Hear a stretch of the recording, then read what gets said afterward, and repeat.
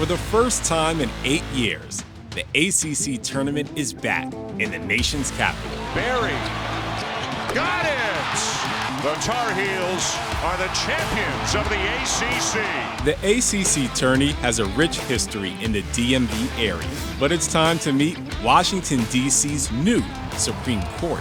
On this court, the final score is the judge and jury. The last 2 ACC tournaments in D.C., the Blue Bloods were crowned champions.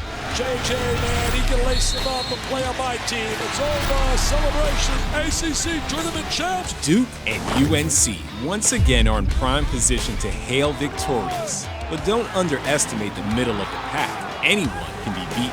Copeland for the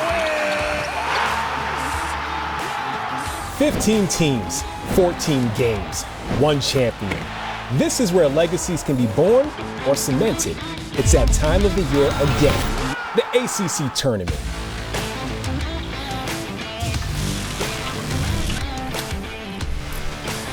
ACC PM in DC. It's all good. Tell you what, in between sessions, we're just setting up shop. Life is good. Got the big man over there, Stanley Tucci, Capital One Arena, Taylor Tannenbaum. Tell you what, we saw ourselves some basketball this afternoon. We got more good stuff coming up. Duke NC State tonight at 7 p.m. They'll be followed up with those upstarts from Chestnut Hill, BC, rocking and rolling, doing their thing, taking on Virginia. It'll be good to go tonight in D.C. There's no question about that.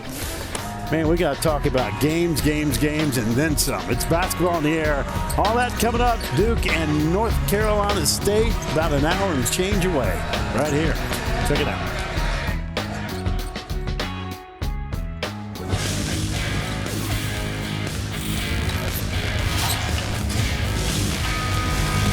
ACC PM, Washington, D.C. Looking forward to another great selection of games tonight. NC State and Duke, an hour and change away. Of course, that'll be followed up by upstart Boston College playing lights out. Take on Virginia, looking for an offense. Some interesting games. Again, we'll get into all that. And this is Jared McCain.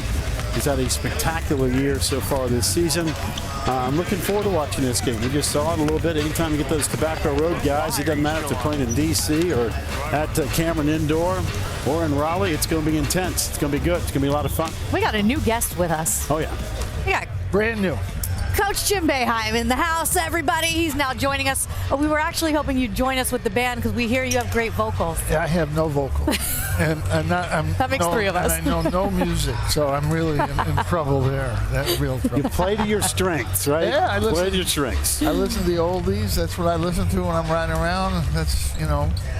No, he's over here right now approving purchases for his wife and daughter who are overseas right now. They're shopping, and I know you're used to this too. That's how you got to do it. They're sending pictures. He says okay, and that's the way the story goes. When you're surrounded by beautiful women, you know what you do? You make sure they're happy. There's no approval. It's just, that's it. It's just like looks great, honey. That's nice. That's how you got to roll. And if you fight it, it's a terrible lesson to learn.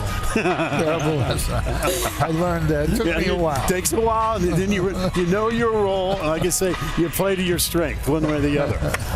One team that will not be here. You and I both thought Syracuse was going to win last night. The only one that didn't was the smart one in the middle. She picked against me. That's what that was all about. It's not you, it's me, Coach. But before we do a deep dive of what we are going to see, your thoughts on the job Red Autry did this year? Because that was a really good team. I think it's unbelievable the job he's done. You got to remember, he lost his center and his backup center, both of them. Then he loses his power forward. And before the season even starts, he loses really his 3rd best guard. And so he goes into the season, he essentially played 6 sophomores. Only 2 really played last year as freshmen. And to win 20 games with that group and to beat North Carolina, to win at Pittsburgh, to win at North Carolina State, I just think it's an amazing job. I was worried about NC State because I think the night before they really came without Horn. I think all their other guys picked it up and really played well, and that carried over. Right. They've got guys playing well now who weren't really even a factor, and now Horn is back. So I wasn't shocked with that.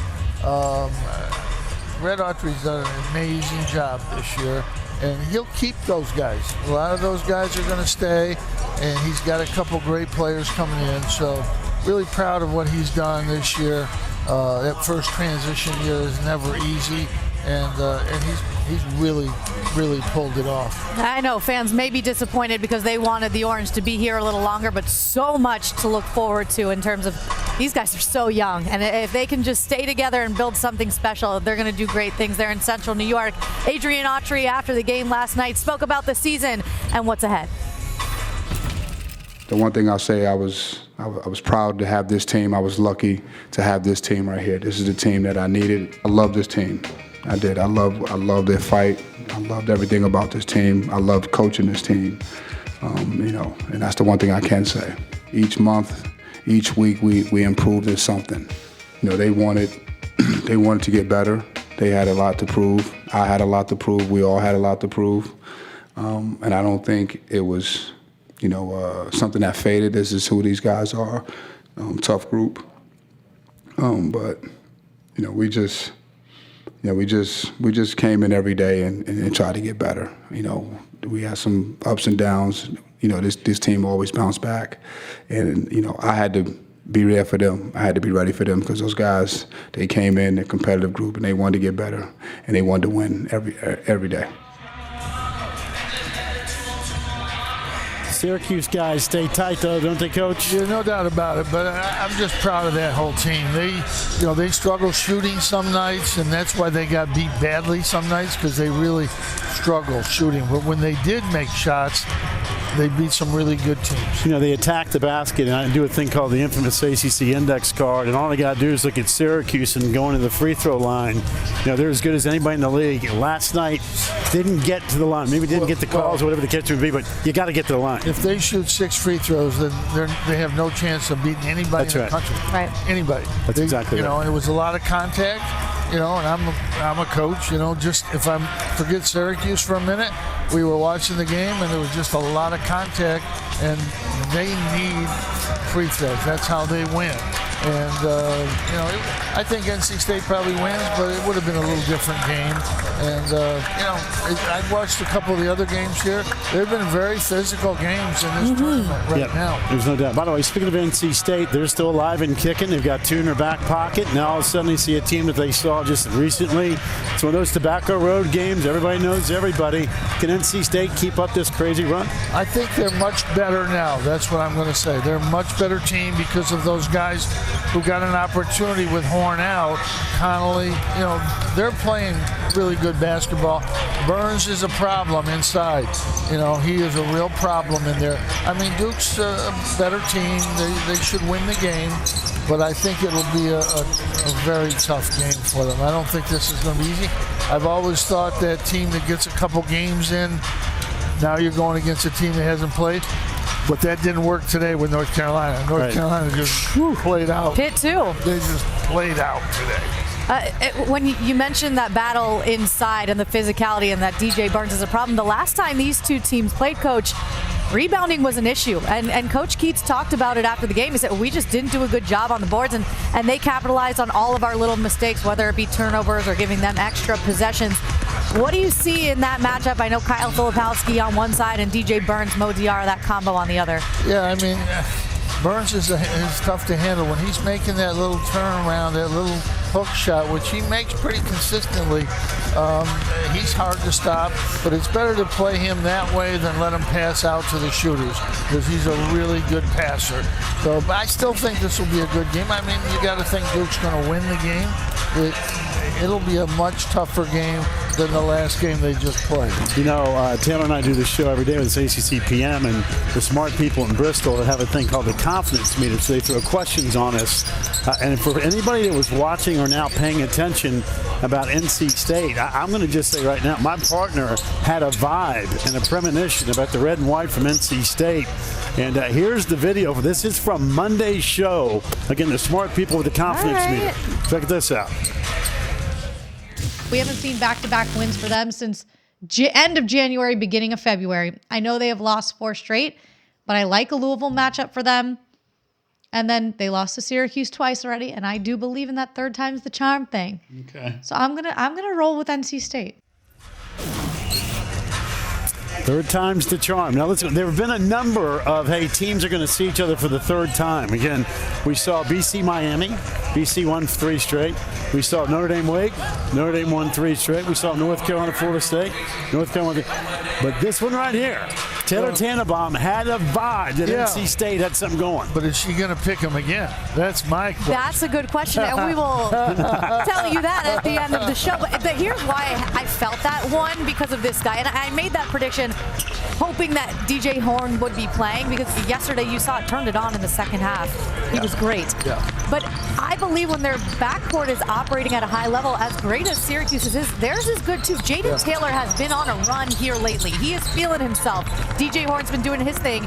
And then, Michael McConnell came into this tournament not having more than 12 points in any game this season. Back-to-back 16-point games. They're getting contributions, kind of like you alluded to, from a little bit of everybody, and that's dangerous. I just think they're much more balanced team than they were during the year. Much more. Right. And they're dangerous. I mean, Duke is a big mountain to climb, but I think they have a chance. I mean, North Carolina is just, to me, is playing at another level.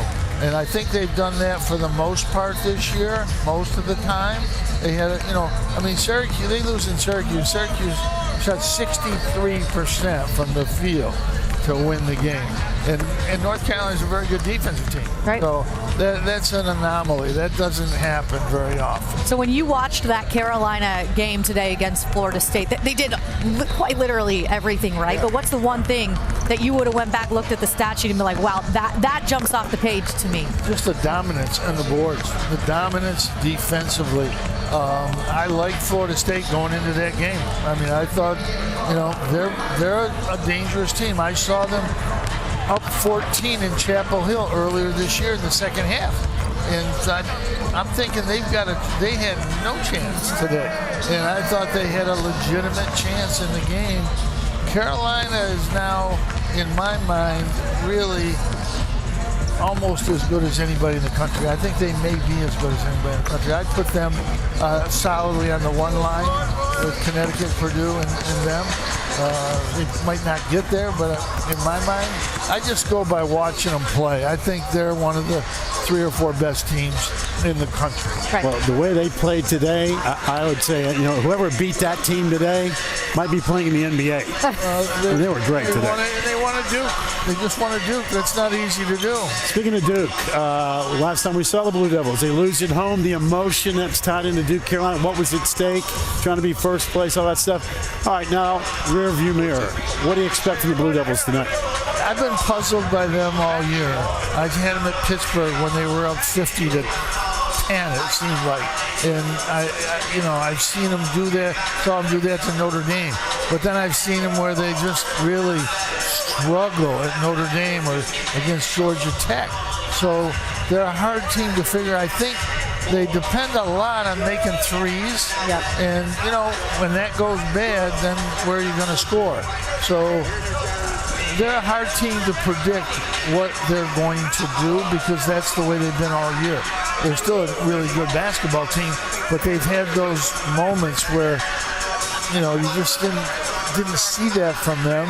And they could have trouble in this game. NC State is a very, very solid, well-balanced now basketball team. All right. Like I said, handle hard better. The story of head coach Kara Lawson coming up on SportsCenter on Sunday. Pretty cool stuff. Kyle Filipowski getting ready. Duke, NC State coming up top of the hour. A little Tobacco Road special, but all that's going to be right here in Washington, D.C. 49 minutes and less to go. Looking forward to it. Cool doubleheader tonight. Come back and talk more about it right here on ACC PM.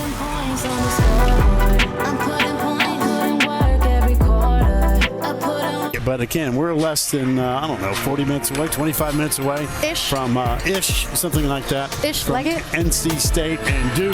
Kyle Filipowski getting ready to do his thing. And there All he smiles, is. Flip. He has smiles now, but when that Booze knows Duke NC State don't want to be Joel smiling. in the background. If they pan out, Joel is talking a little smack to Flip there in the background. You see him? On the bench. Stop heckling, Joel. Joel's like, hey, man, did you see my boys this afternoon? Did you see my boys this afternoon? How did Joel Berry get that seat right there? I don't know. He won't be sitting there in 20 minutes. On the hardwood. Feet on the hardwood. Mark Mitchell, X Factor. Yeah, I think so. I just think what he does for this team defensively, guard multiple positions, attacks the basket, very good rebounder. I also think offensively, he's a little bit of a mismatch because you can put him at the 3, you can put him at the 4.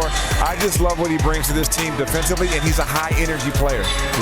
You got 2 X factors at that 4 spot, Mo Diarra and Mark Mitchell. It's going to be fun to watch that one. That's a good one. All right, quick. We come right back. More from beautiful Washington, D.C. Again, we're about a half an hour or so away from tipping this bad boy off. It's going to be good. Come right back to you on PM.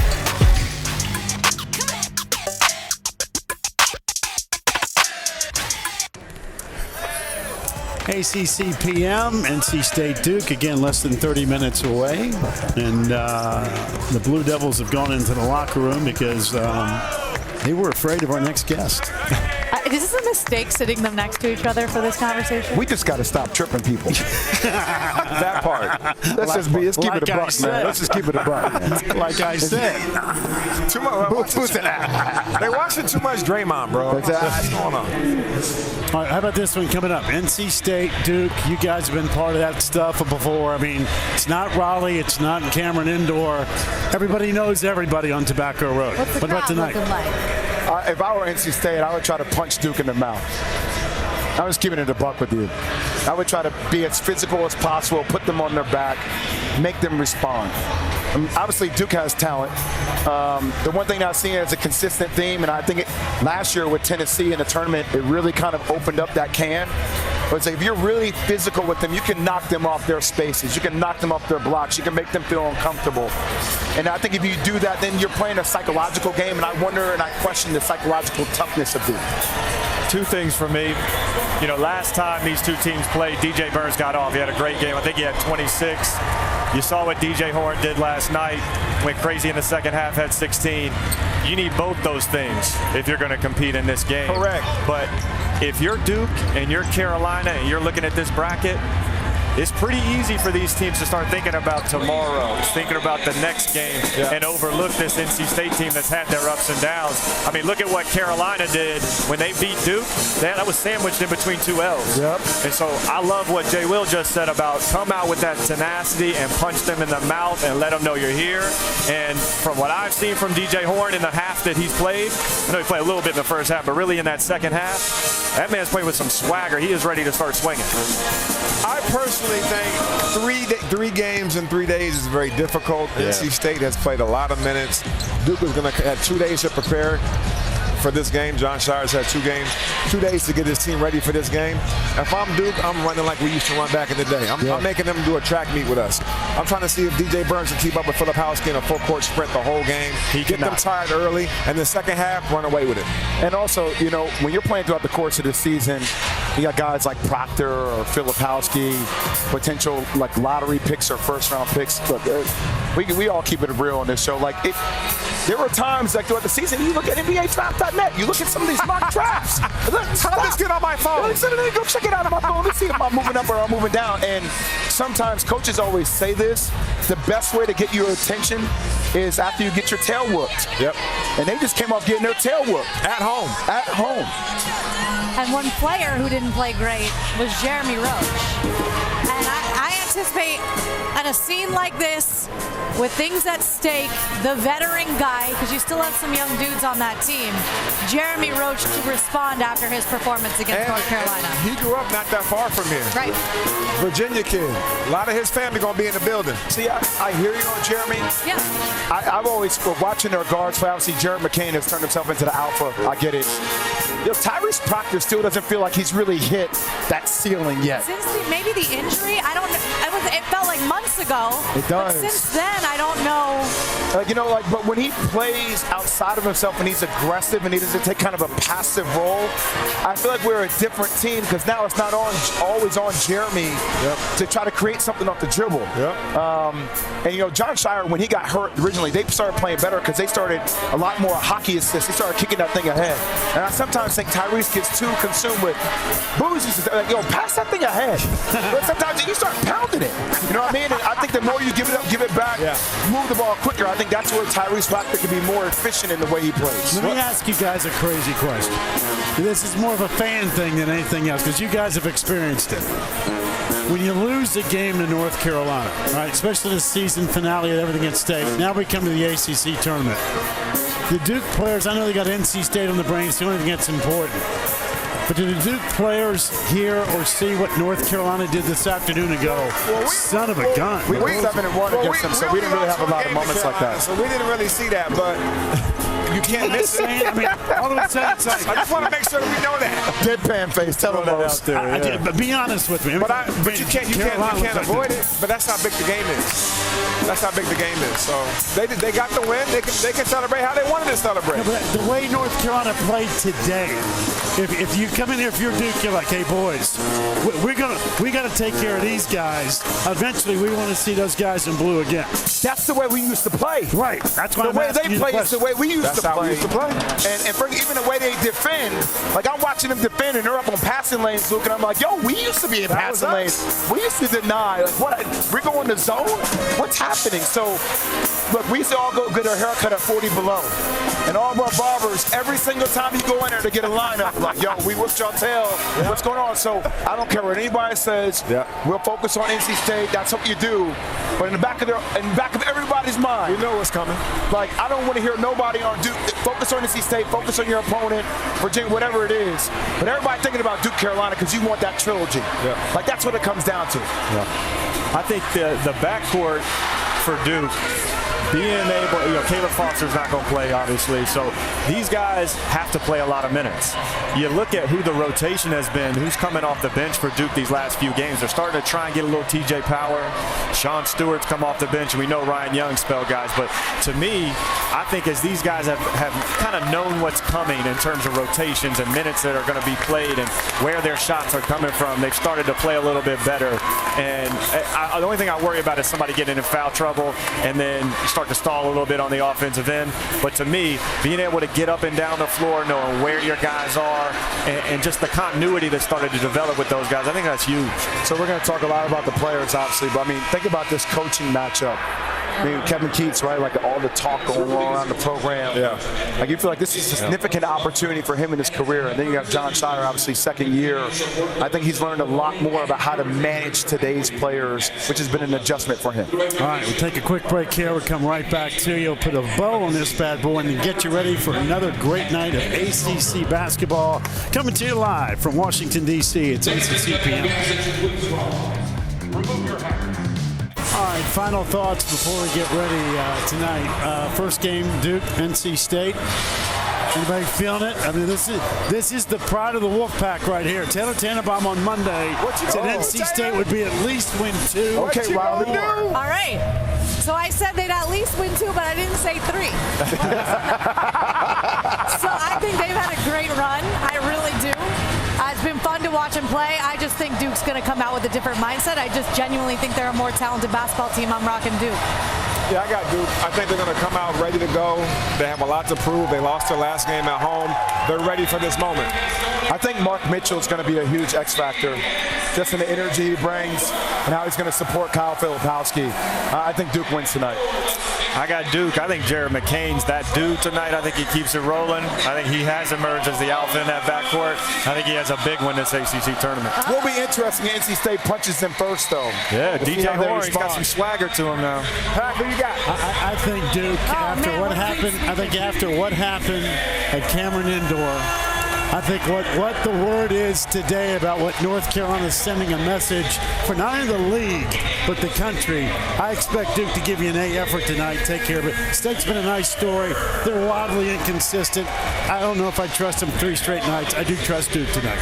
I want to see physicality from Kyle Filipowski. That's really what I'm looking for tonight. That's what I want to see. All right, nightcap. Boston College and UVA. Who's in the mood? Luke, you go first. Toughest game to pick.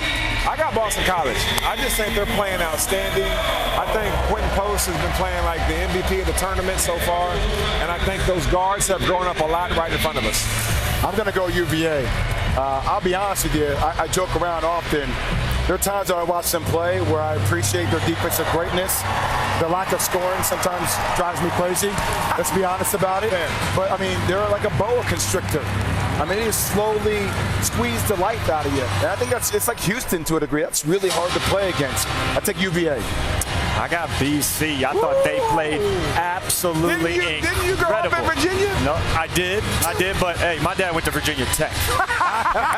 I'm going BC. You gotta be specific. Yeah, I like Booze, man. What he said about QP, that man's been playing unbelievable. I got BC. The physicality takes over inside. You know what? I'm gonna rock Earl Graham BC. I really am. And what Quinn Post said, he's been playing with emotion because he doesn't want it to be his last game. I'll ride that train a little bit. You know what? We got 30 seconds left. Miami's got orange, out. Clemson wears orange, out. Oh, wow. Syracuse wears orange, out. Virginia wears orange. They win the There you go, pal. By the way, look, if UVA wins, you're paying for the round tomorrow. UVA will be a home game I might have to, yeah, deal. I'm in with that. Yeah. Okay, let's go. Deal. Got a bet live on TV. Deal. Great job by all the smart people back in Bristol. Great crew. Gentlemen, enjoy. Folks, enjoy the hoops. We'll catch you tomorrow from Washington, D.C. ACC men's basketball tournament. This is going to be a fantastic matchup. Anything you can do, I can do better. They'll go into the tournament with plenty of momentum. Give it to him! Double wow, what a play. Hubert Davis's team stays in front. Are you kidding me? Must-see TV. Harris has really been the man for BC. That is big time. Filipowski, one of the best. Ready to rock a breakaway. Hey! There just might be a Cinderella in our nation's capital as the night session of the ACC tournament quarterfinals approaches. In fact, NC State and Boston College could both fit that description. You're watching ESPN's Champ Week, presented by Principal, all part of ACC men's basketball tournament play, presented by T. Rowe Price. Boston College playing in Game 2, while the 10-seed NC State and Duke, the number 2, match up first. In today's first quarterfinal now, North Carolina absolutely rolled over Florida State, really serving notice. They are ready. 92-67, the final score. They want this title badly. Elliot Cadeau with incredible effort in that victory earlier today. And then in the second game, the dangerous Pitt Panthers held off a late charge by Wake Forest. Ish was the man, absolutely unstoppable. 81-69 the final. The number 4 seed will face Carolina in the semifinals tomorrow at 7. Virginia and BC play at 9:30 tonight. They fill the other semifinal as the ACC tournament will soon get down to 4. Hi, everybody. Dave O'Brien, delighted to be joined by my partner, former Virginia star Corey Alexander, and also Angel Gray in just a couple of moments. It was about 10 days ago, Corey, that Duke handled NC State in Raleigh. They won by 50. How will tonight's result be different? Well, right now, the Wolfpack is kind of having a Cinderella story going on, and they've got a couple of things in their favor that can allow them to be able to pull off the upset versus the Blue Devils. And when you think about it, you have to have a high-powered backcourt. Everyone in the backcourt, all 4 members have scored over 15 points in a game in this tournament. You got to make Flip defend, get him in foul trouble. DJ Burns can do that. Win the turnover battle. NC State's done that the last 2 games here in the tournament. Crashed the offensive glass. 17 offensive rebounds in their win over Syracuse. And also, you can't be scared. And for the Wolfpack, ain't nobody scared, OB. They have forced a ton of turnovers here. We'll talk a lot about that. As we are underway, Duke winning the opening tip. Duke at 24-7. NC State 19-14 coming in. Mitchell trying to get it downstairs, and Burns got a hand on it, and a quick turnover right there. The turnover early, and can the Wolfpack capitalize on it? Get a good look. Duke did a great job getting back defensively, not giving up a transition bucket. Casey Morsell up high. NC State forcing 35 turnovers in the first 2 games here in Washington, D.C. to fall away Morsell, and that won't drop. Mitchell will flag down the rebound. Nice defensive stand by Proctor on that possession. Filipowski with the touch. Working on Diarra on the baseline. And off his foot and out of play.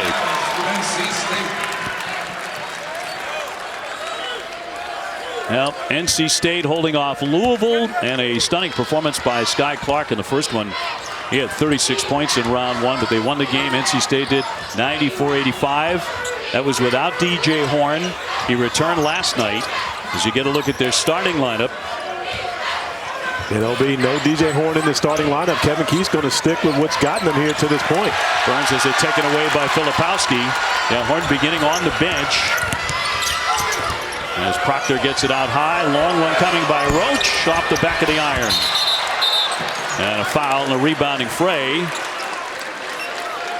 As you get a look at Kevin Keith, 7th year at the helm for NC State. And Kenny Engineer, a couple more wins here in D.C. That foul will go on Burns, by the way. That'll be number 1.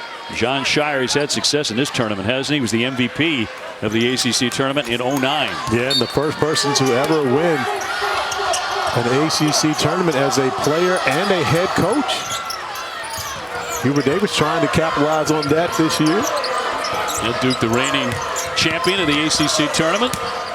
On the baseline, Mitchell fights for his miss, and he's fouled from behind. Offensive rebound for Mark Mitchell. And that's one area, and that's going to be the first on Diarra. But both the bigs right now for NC State picking up a foul early. And, of course, when you consider DJ Burns and his reports of being on the floor, as well as Diarra, that's one of the areas they can't get in foul trouble against this Duke front line. DJ Burns, who poured in 27 points against Duke on the 4th of March, 12 for 19 shooting. But for much of that game, he was a one-man band. Duke completely shut off the three-point attempts and the perimeter game. Once again, Burns going for it, and that'll be knocked out of bounds with 18:28 to go here in the first half, and be on the board yet. Obi, I believe we've seen Kyle Filipowski on the ground already 3 times in this game. The tone has been set. It's going to be physical here in the quarterfinal round. Jared McCain, by the way, the outstanding freshman, took a shot in the pregame warmups. He butted heads accidentally with a teammate. That was Jalen Blake's. Angel will have more on that coming up. Taylor drives the lane off the window, but no, and Filipowski picks up the loose ball. Tyrese Proctor here. Of course, Duke missing a freshman guard in Caleb Foster. He's out with an injury. Oh, nice swing pass. Mitchell's underneath at a very tough angle. Couldn't finish it. Yeah, you got to finish that simply for the highlight factor. That was a beautiful dime from Filipowski, wrapping it around a defender to give Mitchell the good look. The top 10s that might have been, right? Exactly, OB. Taylor, last 6 games, he has been absolutely on fire, averaging 19 points a contest and another turnover. This one is not off to an artistic start. Here's McCain, and too strong. There's Duke just getting on the floor for the first time in the tournament after the double bye. And I also believe, even though North Carolina State has played a couple games, there are a little bit of jitters in this one. They understand, of course, it's always different when you're playing against the Blue Devils. Diarra lifts, but too strong. But we've seen sloppy basketball from both these teams to start the game. 3 minutes in, neither team has scored. Proctor trying to put an end to that, but can't. Morcell with the rebound, the former Virginia star. He'll zip it downstairs to Diarra, and he loses control of it. These two teams are 0 for 9 combined, and nobody seems to want to hang on to the ball. Nifty bounce in the lane. McCain will draw the foul. Whenever you play against the Wolfpack, one thing you have to determine, how are you going to guard DJ Burns? Are you going to double team, or are you going to allow him to play one-on-one? Obi, you mentioned 27 points for him in the first matchup between these two. Duke guarded a man-to-man, one-on-one for the majority of that. But you see now they're going to be able to bring the double team throughout this game to not allow him to get going. 31 minutes for him in that game, allowing him to stay on the floor and operate offensively. Morcell with the foul a moment ago. And DJ Horn reporting for duty for the Wolfpack. Morcell will step off for a moment. Horn, the top scorer for the Pack, 17 points a game, 43% from 3. He came back after missing the Louisville game in round 1 to have 16 last night, which included a dunk. Yeah, it did. We asked him pregame how he was feeling. He said he was feeling good. Got some medicine, got a good massage on that hip flexor. I said, you still bouncy? He said, oh, absolutely. I can't wait to get another one. So he wants to show out on the break, but had all 16 of those points in the second half last night. Ben Middlebrooks into the contest, off for Horn. Taylor with a shot clock down to 7. Here's O'Connell to fire and knocks it down, and NC State is finally on the scoreboard. Yeah, the first made field goal of this game. The only other points were Jared McCain at the free throw line. I don't think anyone would have picked that 4 minutes into this one with these two high-powered offenses. Filipowski getting a lot of attention and thrown away again.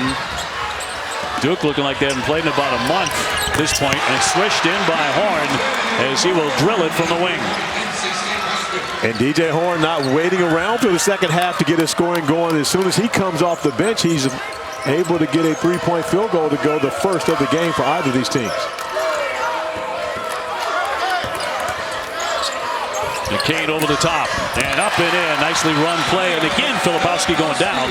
But the presence of mind by Flip to not land and bring that down. He knows where he is on the court, already by the basket, lays it up before the help defense can get there. Man, does he take a lot of punishment on a nightly basis. McCain harassing Horn. DJ Horn, the grad out of Cary, North Carolina, flips it up, and a whistle too. As he made the basket, he'll be off to the line. And NC State grabs a 7-4 advantage. Our ACC tournament quarterfinal. NC State and Shire on the Wolfpack, and connectivity when we return.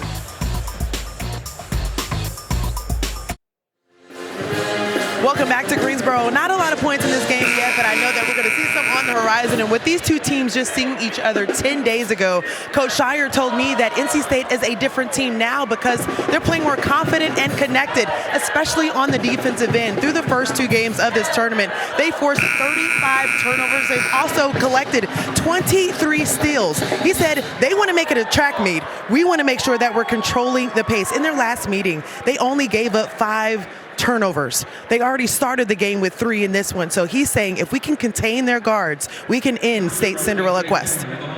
Well, last 3 possessions, NC State's cleaned it up. They've gone 3 for 3. Their first 6, they went 0 for 3 and turned it over 3 times. And no coincidence that 3 for 3 has happened since DJ Horn checked into the game. He has 2 of those field goals himself.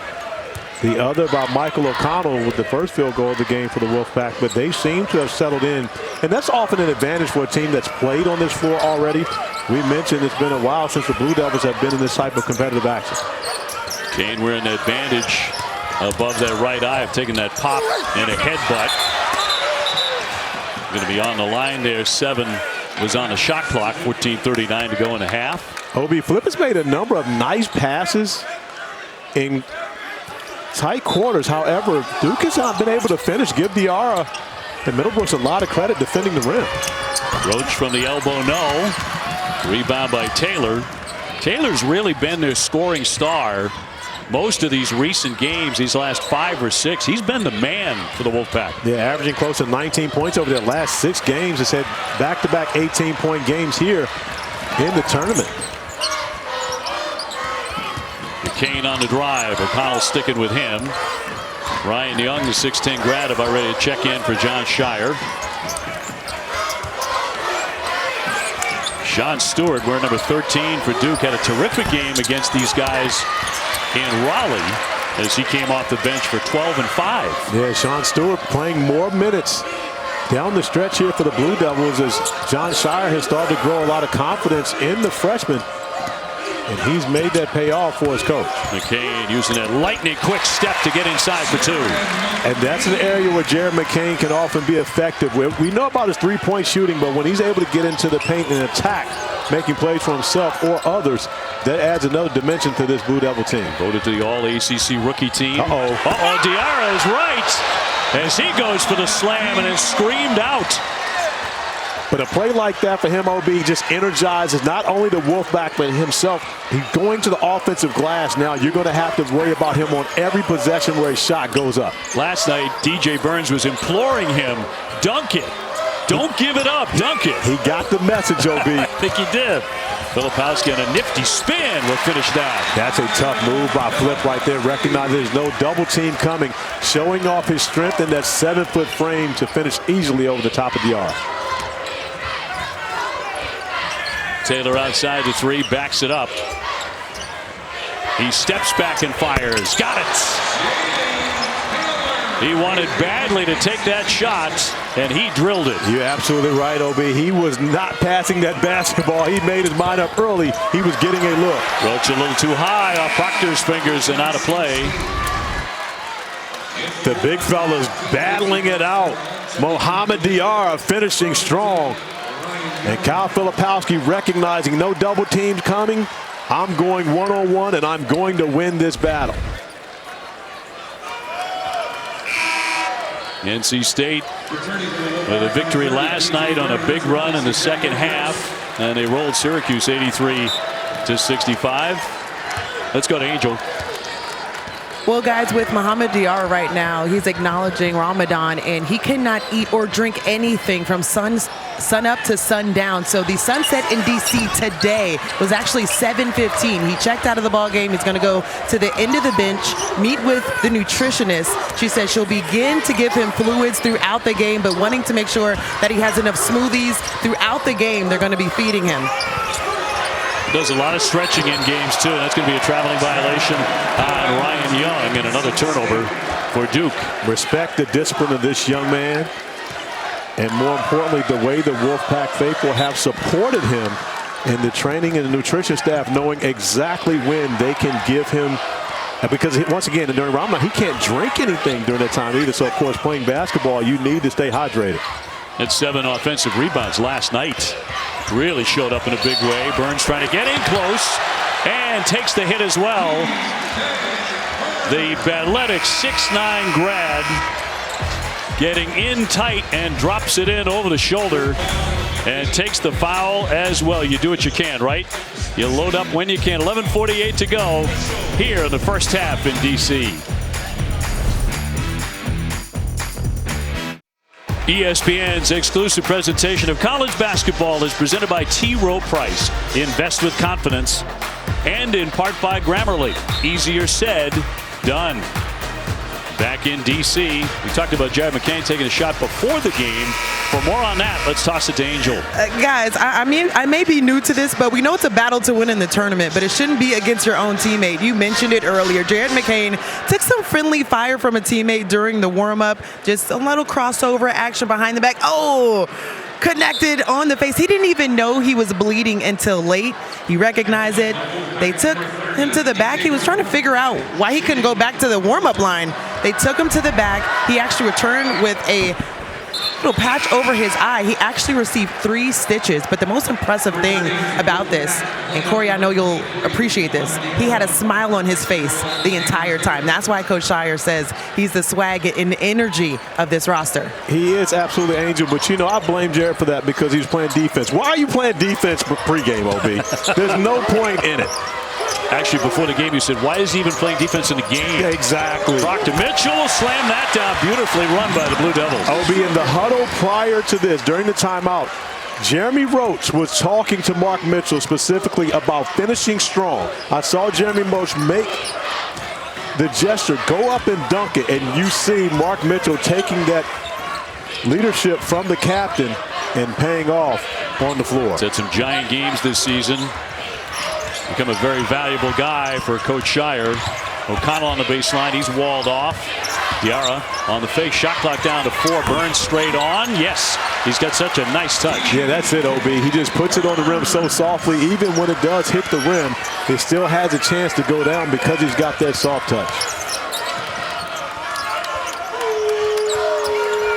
North Carolina, such an impressive win today. An awesome victory over Florida State, 92-67 in our first quarterfinal. Baycott with 14 and 10. R.J. Davis, 18 points. Filipowski leaning in. Flips it. Yes, it'll go. DR wanting a call on that one as Filipowski looked as though he extended that forearm. However, DR did a great job getting back up, as you see Filipowski battling with DJ Burns, and that's exactly how you have to attack a great scorer. Jon Scheyer in the huddle. We're being too antsy. Calm down. What's more open than we realize? Finishes, plays. We don't have to come down and take quick shots. Let it happen. The thing where we can't get hurt is not talking down here. You got to play every single play on defense. Then on offense. Nice find underneath as DJ Horn's able to get his third field goal, but on the underneath out of bounds, that's one of the things that Jon Scheyer was talking about. They've got to communicate defensively. That shouldn't happen. Roach gets it up there and a whistle with 10:04 remaining in the half. And the other quarterfinal today was Pitt knocking off Wake 81-69. Maybe a critical blow for Wake Forest as far as the NCAA tournament. Pitt never trailed in that one. 19-12 NC State. Foul will go on Morcell. That is number 2. And so Roach to shoot. He will shoot 2 at 87% at the line.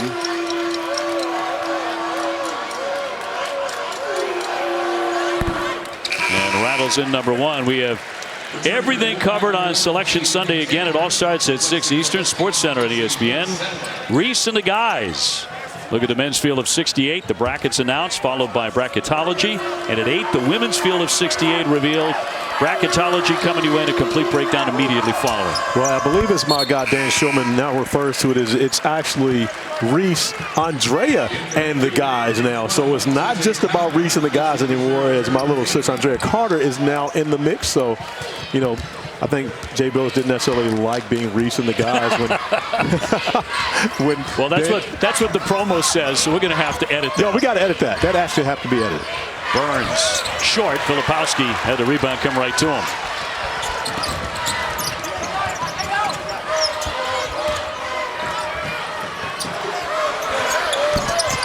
Roach with a misfire and a big rebound by Diarra. Michael O'Connell's had a really good tournament. 16 against Louisville, at 16 against Syracuse as well. He's got it beyond the three-point line. Horn will let it fly. And again, Duke crashing the glass. Yeah, Duke limiting NC State to one opportunity. Straight on. Oh, absolutely bottoms by Tyrese Proctor's 37% beyond that line. But that's what's so dangerous about the Blue Devil team. They are more dangerous in transition shooting the 3. Now, with no Caleb Foster available, still out with injury, they don't have as much firepower, but with the 3 guys on the floor, they're still dangerous from beyond the arc. They'll get Proctor, or I should say Roach, for that foul. That'll be number 1, Jeremy Roach. Simple, quick kick ahead, and as the defense rotates towards Jeremy Roach, Tyrese Proctor steps in confidently and knocks down the 3 ball. And when he is making shots, it takes this Duke Blue Devil team to a completely different level, especially when he is confident on offense. Well, Duke is starting to do that, right? They started out 1 for 10. They've made 5 of their last 6 shots. So Duke is awake. Taylor. Diarra, he will fire that up there, but too strong. So once again, they're 1 and done. Filipowski bouncing for Mitchell. Gets it out for Power. He can't connect. And reaching in, they'll get McCain underneath as he commits the foul. That's going to be 2 on him. And we mentioned no Caleb Foster. So now the depth for Duke in the backcourt is nowhere near what it was. Caleb Foster, who pretty much single-handedly won the game against Michigan State for the Blue Devils, still out with injury. And so, of course, the depth in the backcourt is not the same as they've had the majority of the season. Taylor off the fake finds the lane. A teardrop, no. Filipowski running the floor but can't finish it. How about this racehorse style? It's O'Connell to lay it in. Back and forth they go. And one thing's for certain, when the Wolfpack have an opportunity in transition, they're going to take advantage of it. Jaden Taylor didn't even see the outlet pass from DR, but he put it so perfectly in place, he was able to pick it up in stride. Filipowski slams it down after a dribble. Just kind of opened up for him. But Flip has been very aggressive to start this game. And I love seeing that from him. When he is this aggressive, then, of course, he puts so much pressure on the opponent's defense. 8 points for him. All ACC first team. Also Sporting News third team All-American. Burns runs into a wall of White. Off the fake, dribble down Horn. Got it! A three-pointer. Deadly. 43% beyond the arc. 24-19. Proctor looking to answer. And now it's heating up. It's heating up now. We knew the offense would arrive. It was just a little late arriving. They took the first 4 minutes off, but now both these teams shooting at a high clip and playing at a much faster pace. Tightens up to a 2-point game. Under 7 to go in the opening half.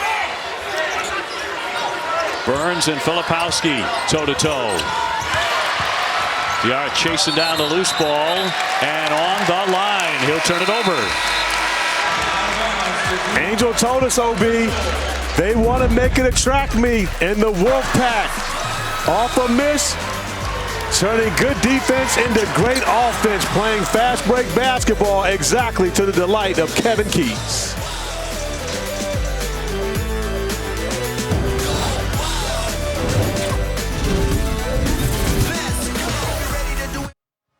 Folks, Joe Vanderford is working his final ACC tournament with us this week. He worked this event for the first time in 1975 as he prepares to retire later this year. We want to say we love this guy. Thank you, Joe, for everything. If there's a big event, got a chance to talk with him before the game today. Yes. Yeah. If there's a big event at ESPN, Joe V's working it. Yes, he is. Absolutely. NBA games, you can everything that's going on, he's a part of it. Look at that camera. He is an artist at work, folks. And we wish him nothing but the best in retirement. Won't be the same without Joe. Meanwhile, NC State with a 24-22 advantage here on the Duke Blue Devils. First time they played 10 days ago. Duke turned it over 5 times in the entire game. Already turned it over 5 times in this one. And 3 of those in the first couple of minutes of the game. So they've settled in offensively right now. Both teams have found a rhythm. Going to be interesting to see if either of these teams can get any separation. But, OB, I would love to see this one be a nip and tuck affair for the entire 40 minutes. Filipowski on the move on DR to the left hand. That's tough to stop. He has put North Carolina State on notice. They're going to have to deal with Kyle Filipowski this entire game. When he starts going off the bounce, and every move has been aggressive. Defensively, too. Already 3 steals as he connects again. And that's 12 points. Flip's been a difference maker here. Oftentimes, I believe he's kind of been deferring to the guys on the perimeter, but right now, Kyle Filipowski letting everyone know who the best player on the floor is. And leading Duke on a 7-zip run. Horn will fire from the elbow, and it's around and out.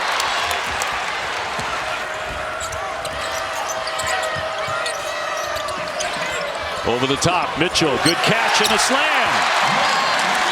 And another strong finish from Mitchell.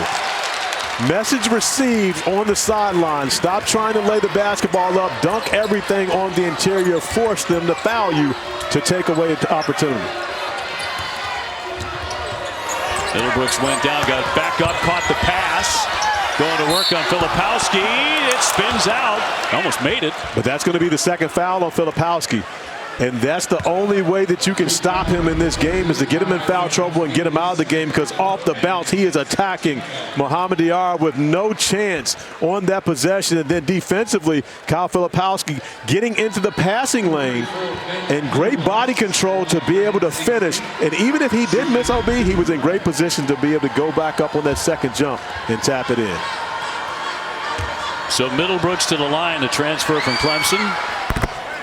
And the 73% foul shooter rattles in the first one. And now Filipowski with that second foul will step out with 5:26 left in the half. And also Jared McCain on the bench with those 2 fouls as well. So you got a lot of firepower for the Blue Devils sitting on the bench watching, and they finally developed some type of offensive rhythm. See if NC State can take advantage of it with those two guys on the bench. Foul line's been a big weapon in this tournament for the Pack. They were 20 for 24 against Syracuse last night, and they had made 53 of 64 in 2 games. At the line a lot. Yeah, that's always going to be important, especially this time of year, in what should be a close game is taking care of business at the free throw line. Don't want to give away points.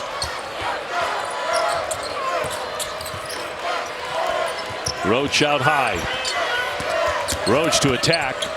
No opening there as they sealed him. Shot clock's at 3. Mitchell heaves it. And here comes NC State. They're 5-2 all time in the ACC tournament games in Washington, D.C. So they've liked it here. Middlebrooks. O'Connell with a short range jumper, no. TJ Power, the 6'9" freshman, getting some minutes here in the first half for the Duke Blue Devils. Roach bouncing it for Young. Kick out for Power. Here it comes. That glances off the iron, and Horn wants to go. Diarra does too, and oh, couldn't get it to go. Second effort though, tapped out for Horn. Here's Diarra from the corner. That's why I'll be one. Yeah, that's why I'll be. Is the plan all along? Why make the 2 when you can get 3? And a timeout. Give Jeremy Roach a lot of credit getting back defensively, forcing Diarra to miss the layup. However, the offensive rebound gives him an opportunity to step out. Their first offensive rebound of the game, and Diarra capitalizes with the corner 3. Hold it, shooter.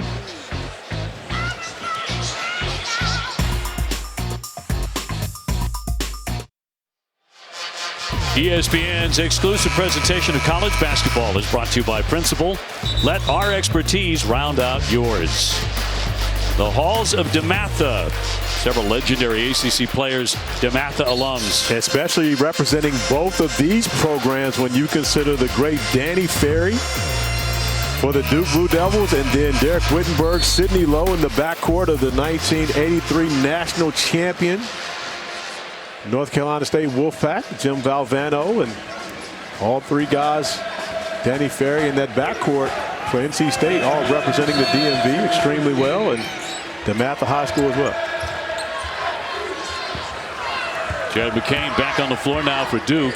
These last 4 minutes before the break here at Capital One Arena in Washington.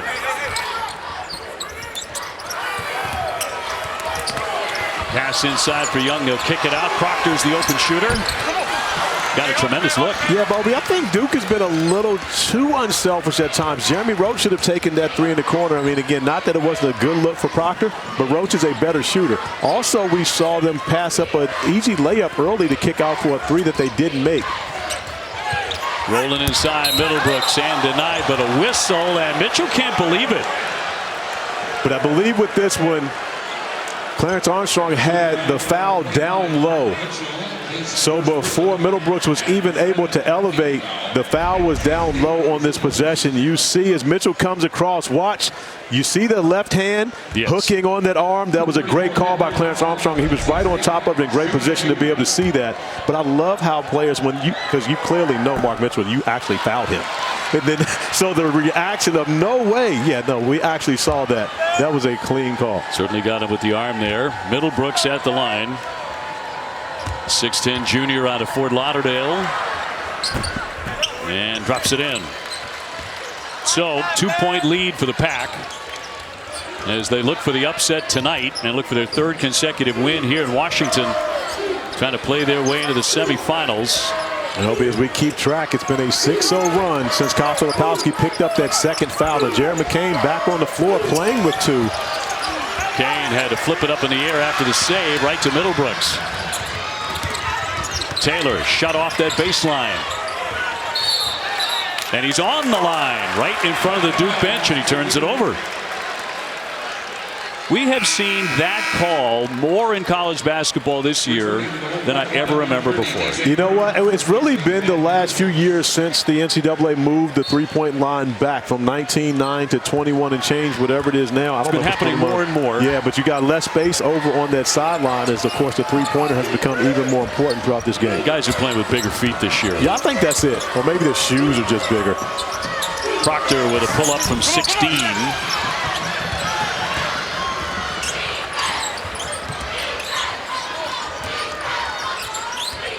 You want to attack? Horn. Yeah, if you're DJ Horn, you want to attack. Finds Burns, no. But you want to put Jared McCain in any action, see if you can pick up that third foul.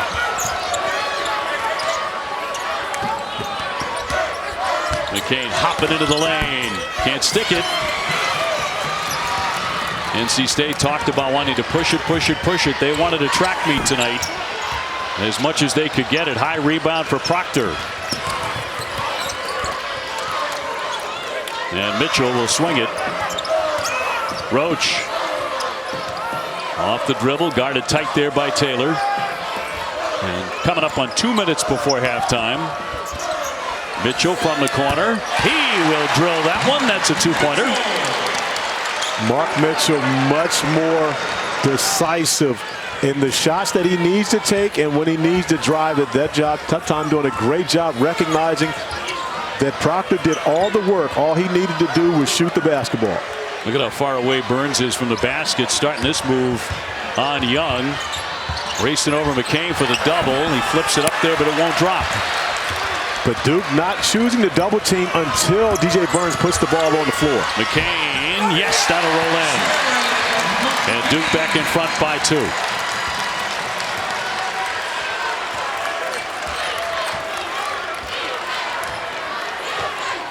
Points in the paint.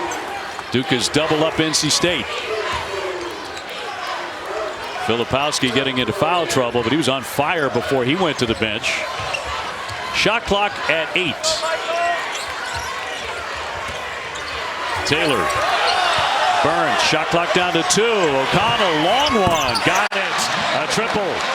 But another dime from DJ Burns, giving O'Connell just enough time to get that shot off over the outstretched arm of Mitchell. Foul here. Wolfpack making those threes at a pretty fair pace. And coming up at halftime, Reese and the gang. Reese, Drea and the gang. What up, Dre? Heels and Panthers set for the semis. Houston and the Huskies dominate. 45.1 to go.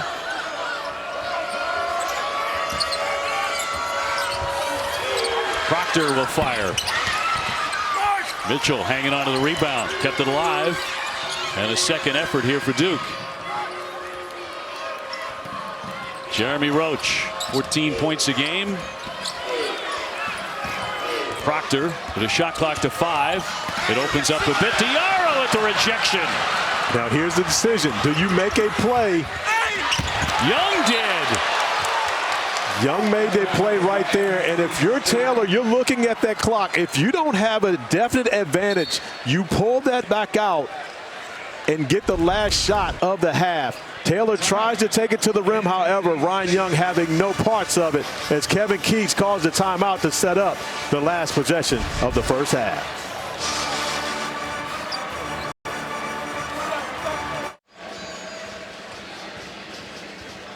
NC State by 133-32. Before the game, you were talking about if NC State was going to spring the upset, what they needed to do. With a high-powered backcourt, DJ Horn has gotten going, and you make flip defend to get them in foul trouble. Win the turnover battles. Right now, North Carolina State trailing 7-6, but crashed the offensive glass. They have not been able to do that. Duke has won the offensive glass battle, and you can't be scared. And one thing about this pack of wolves from Raleigh, OB, they have not been scared. 5 of 3 from beyond the arc, and they have brought the fight to the Blue Devils. So we'll see what Kevin Keats has drawn up here for a final play. In for O'Connell. Seven to get a shot up. They want Horn to touch it. He does. 2 to get a shot in the air on the drive. He hits it. Horn at the horn. One thing for certain, OB, DJ Horn, he ain't scared. One thing, he is going to be in attack mode from the time he steps on the floor until the clock says triple zeros. And it says triple zeros to end the first half. with DJ Horn laying on the floor, however, after getting a bucket. Angel with Coach Keats. Perfectly executed to go into the half, but when you're looking at DJ Burns, he may be limited in points, but he's a playmaker for you in how many other ways? Yeah, you know, when we can get him to get the ball to him, everybody's really loading up to him, and so we're trying to get some cuts off of him. I want him to think score first and then pass second. You talked about making this a track meet. How would you say your backcourt has done so far as making it that? Well, I think we've done a really good job, Angel, getting back. You know, those guys are elite transition, and we're sprinting back, not giving up easy baskets. Thanks, Coach. Thank you. NC State on top of the break, 35-32 over the Duke Blue Devils as the Pack looks for the upset. Right now to Reese and his merry band of cohorts. That's why you are a pro's pro, Dave O'Brien. Glad to have you with us, Andrea Carter. Seth Greenberg, two-time ACC Coach of the Year in our nation's capital. That is the prize they are playing for. We are here in this building for the first time since 2016. And what a first half for North Carolina State and DJ Horn, Andrea. Well, first of all, let me say I'm just glad the cheerleaders left for NC State because I blended right in. That was bad scouting report on my end. I don't want any backflips at you. DJ Horn has been phenomenal. Came out aggressive. The last time these two teams played, DJ Horn had 8 points on 4 of 8 for the game. He's at 12 points on 5 of 8 in the first half. Patient, working the defense, a really nice way to end the half with this aggressive physical finish. He keeps his eyes on the rim, whether it's been beating guys off of the bounce and getting into the paint or patiently setting up his three-point shots. He's had a really complete half of basketball. Talking to Kevin Keats before the game, he said they wanted to play with some swag. I thought NC State played with a little swag and some confidence. I also thought the matchups that he created, Diarra on Filipowski using his quickness, Burns on Mitchell, that was really good. I liked the way Filipowski came out.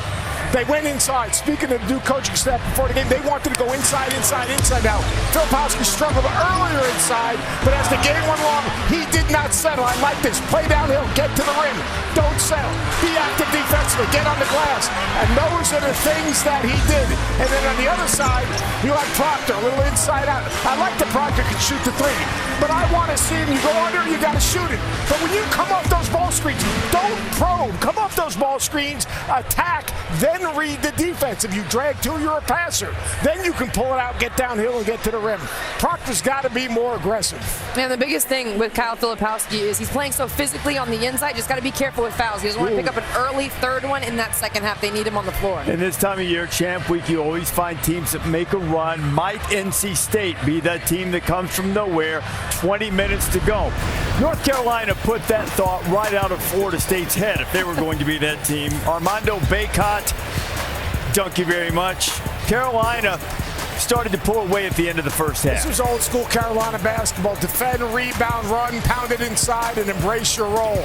Absolutely an impressive performance by the Tar Heels. It was the run part that stood out to me, Coach. Season high 26 fast break points. They took it off of makes. They took it off of misses. They took it off of turnovers. They were aggressive. Oh, this was a monstrous dunk. UNC came out and made a statement today. You used to play against Carolina. You used to go, get back! That's what they were doing today. And they will move on to take on Pitt. Pitt taking on Wake Forest. Blake Henson knocks down the three. It looked as if the Panthers were going to cruise easily. Prince George County, Maryland, near home. Ishmael Leggett was sensational. He had a 30-point game for the Panthers. How about bringing him off the bench and drop the cool 30? You go to the bench to kind of make sure a guy doesn't make a mistake. This guy took over the game. Sixth man of the year in the conference. He was the man of the day. It was those physical finishes when they needed it. He was huge. You know, and that's the thing, Andrea, because Wake got that game all the way back to 3. One possession game, and he got baskets twice and also got to the free throw line a couple of times. So now in the semifinals tomorrow night, Pittsburgh and North Carolina. Look at that top line, and you can forget everything else. They should not be the first four out. They are an NCAA tournament team. Look at the top line. They've won 5 of the last 7 against North Carolina. They know how to play against them. So it's capable kind of voodoo right there. North Carolina going for a 1 seed. DJ Horn a dozen in the first half to lead North Carolina State. Some voodoo. Up at the break.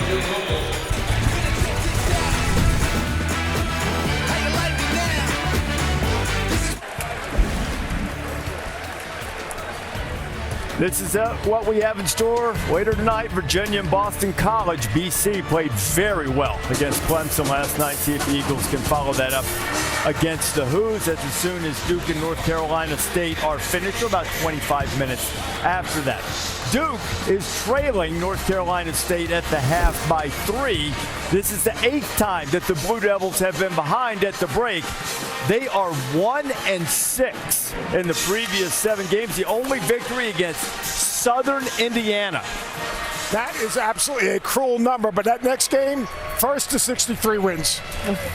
First to 63. Musical guest Butcher Brown entertaining the crowd here with a sound that brings together everything from jazz to funk to rock, hip-hop, some ingenious swag. They have a new album, Solar Music, out. Corey Fombles on the drums, Andrew Randazzo on bass, Morgan Bird's guitar, Tennessee Tenney on trumpet, DJ Harrison on the keys. Performing the official soundtrack of ACC men's basketball season on ACC Network. The remix of Down with the King by Run DMC. It's Butcher Brown.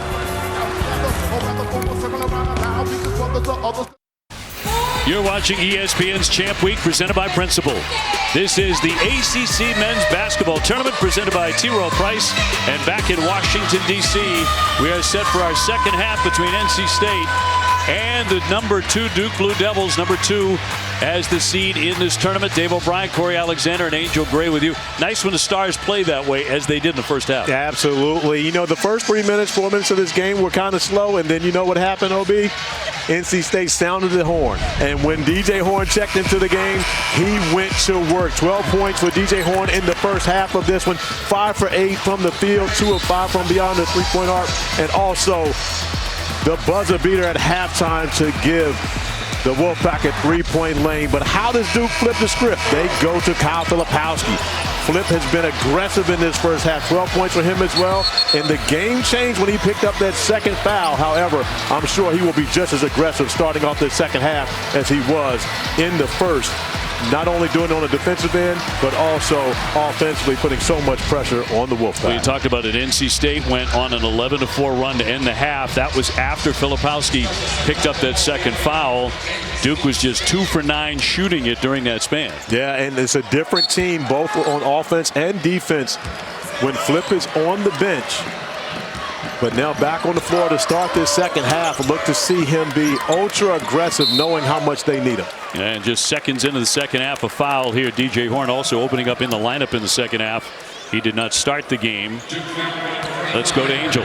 Well, guys, I was catching up with Coach Shire, and he said containing DJ Horn was the game plan coming into the game, and it remains the same way in the second half. He was not pleased with the open looks that he had in transition, especially from the three-point line. So it was just making sure that the team understood where he was on the floor at all times in the second half. Casey Morsell with a dunk off the inbounds. The second time that NC State's gotten a wide open look on the underneath inbound plays. Give Kevin Keats and his staff a lot of credit designing opportunities for his team to get easy buckets. So it's the Wolfpack by 5. A lot of contact here as we get underway. Filipowski knocked to the deck. He spent about half of this game down on the deck. I don't think that's anything new. We really need a tracker, Obi. How many times has Flip hit the floor? It was probably 5 times in the first 5 minutes of this game. We saw him picking himself up off the floor, but it's always going to be physical when you're playing against Kyle Filipowski because he oftentimes initiates the contact, forcing you to have to hit him back. Yeah, I don't think he minds it at all. Diarra, his second foul. Inbounded to Filipowski. He'll spin right into Diarra, and he tied him up. No foul there. That's great defense by Diarra, and more importantly, not leaving his feet. The possession error will keep it right here for Duke. Off the inbounds for the Blue Devils. That'll glance away. The shot by Proctor. So NC State trying to build on a 5-point lead. They are the 10 seed. Horn will lift. Diarra came out of nowhere and he finished it. Got high up over everybody. It took North Carolina State almost the entire first half to get their first offensive rebound after coming off 17 last night. But now you see why Diarra is so effective. Mitchell on the dribble, left it short. NC State with wins here in D.C. over Louisville and Syracuse. There really haven't been many close games in this tournament yet. I think we're going to have one here, OB. I believe this was coming down to the wire because the Wolfpack do not look like they're going away. And, of course, we know the Duke Blue Devils are always up for the fight. I think you're right. It feels that way. Diarra tried to roll in and is lucky to save it. Shot clock is at 3. And a whistle here, and that'll be an offensive. It's going to go the other way. Keats with an argument. Now Kevin Keats not happy with this as we see Mohamed Diarra tight roping the baseline. He stays in bounds, but Horn gets the offensive foul on that one. But what was missed, Jared McCain got away with a foul right there. He actually held Diarra, which would have been a dunk. Horn's first foul.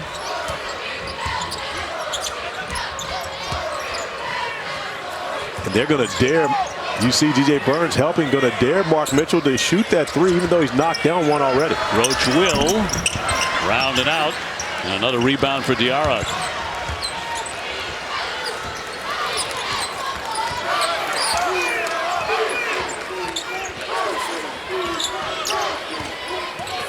O'Connell for Morcell at 25 in round 1 against Louisville. Diarra working on Mitchell. Gets into that paint. Love this matchup right here, OB. Casey Morcell and Jeremy Roach. Those two guys teamed up to win a Peach Jam championship together along with Armando Bacot. So those guys have a great relationship. McCain.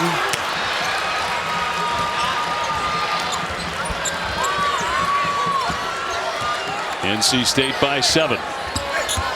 Horn to drive it and flip it up there. Obi, I'll tell you why that was such a smart play by DJ Horn. Jared McCain's playing with 2 fouls. He understands the importance of Jared McCain, so he's going to put him into action, force him to have to defend. Either he's going to get a bucket or he's going to get a foul, and it ended up being a bucket for DJ Horn as the Wolfpack have extended to their largest lead of the evening.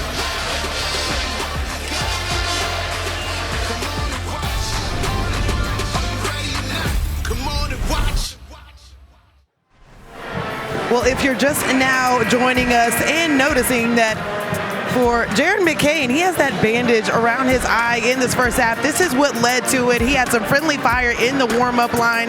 He was tended to right before. He was clearly frustrated that he couldn't get back on the floor with his team. He had 3 stitches right before the game. We know that it's been a battle throughout this one, a rivalry of sorts, but it's been fun to see him battling it out tonight, guys.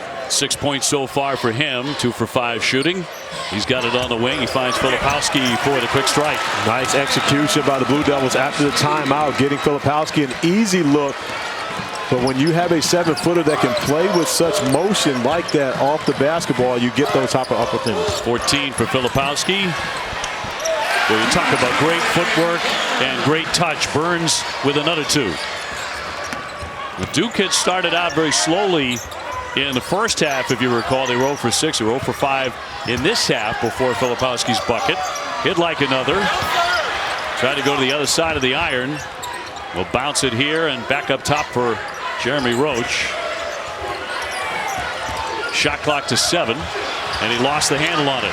Another turnover for the Blue Devils, and that's the way that this Wolfpack team thrives on offense. They turn you over, and then they go down and make you pay for those mistakes.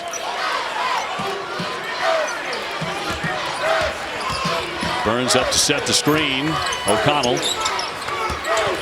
He's got to go. You got Jeremy Roach. You got to go. That one, DJ Burns went a little too quick with trying to beat the double team getting there. He's got to take advantage of those opportunities with Roach behind him. Roach, long range. Yes, sir. 44% beyond that line. And speaking of taking advantage of opportunities, Jeremy Roach with the cross match gets back. No one picks up a lethal shooter for the Blue Devils on the other end. Horn getting trapped, but he got out of it with a pass. Cross court, O'Connell open. Yes, sir. An answer for the pack. DJ Burns' vision is elite, OB. He just surveyed the floor, finding where was the open guy when he saw too many uniforms around him. Proctor to drive it. Mitchell will finish it.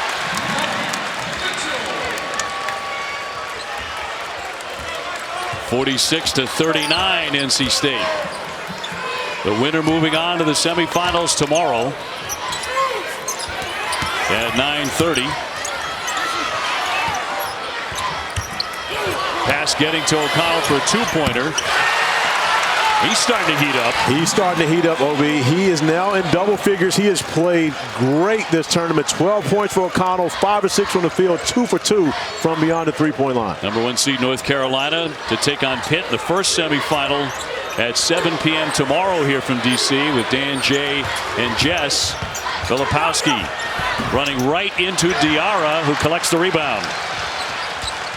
Again, I'm going to have to correct you on that one, OB.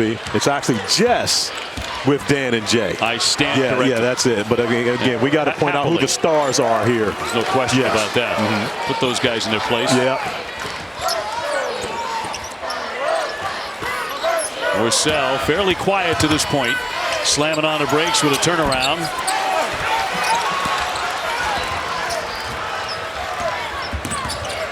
Duke looking for some rhythm here. Filipowski tangled up with Morsell, has been grabbing that shirt. Mitchell. DJ Burns not going to go out there and guard Mitchell, and that's what you have to do if you're Mark Mitchell. They're going to dare you to shoot those threes, and I believe Ron Gruber gave the signal that's going to be a 2. Mark Mitchell's foot on the line. They'll look at that one at the next dead ball. Yeah, 23 against Notre Dame, 23 against Wake, and Diarra will draw the foul. We've got 13:23 to go in this one. NC State on top of number 2 Duke. ESPN's exclusive presentation of college basketball is brought to you by Principal. Let our expertise round out yours.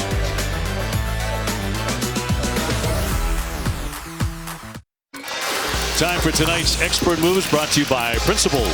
And the expert move is by Casey Morsell, taking advantage of the Duke lack of defensive communication. As you see, Jared McCain gets hit with the screen.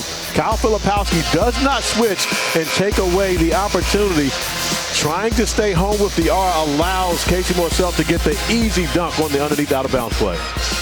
So Shire was talking about communicating defensively. Breakdown there. And he said that's one thing we can't have. Regardless of made shots, missed shots, we can't have that. And speaking of made shots, Mark Mitchell's bucket before we went to the timeout was ruled a 3. So the score is now 48-42 in comparison to what was ruled a 2 on the court. And before the timeout, McCain picked up his 3rd foul. That has Diarra at the line, 65% as he hits number 1. NC State trying to continue a magic carpet ride here in Washington and play their way into the semifinals tomorrow. A win tonight would be their 20th of the season. Tell you what, OB, he does not look like a 65% free throw shooter there. Neither one of those touched the rim. They were all bottoms of the net.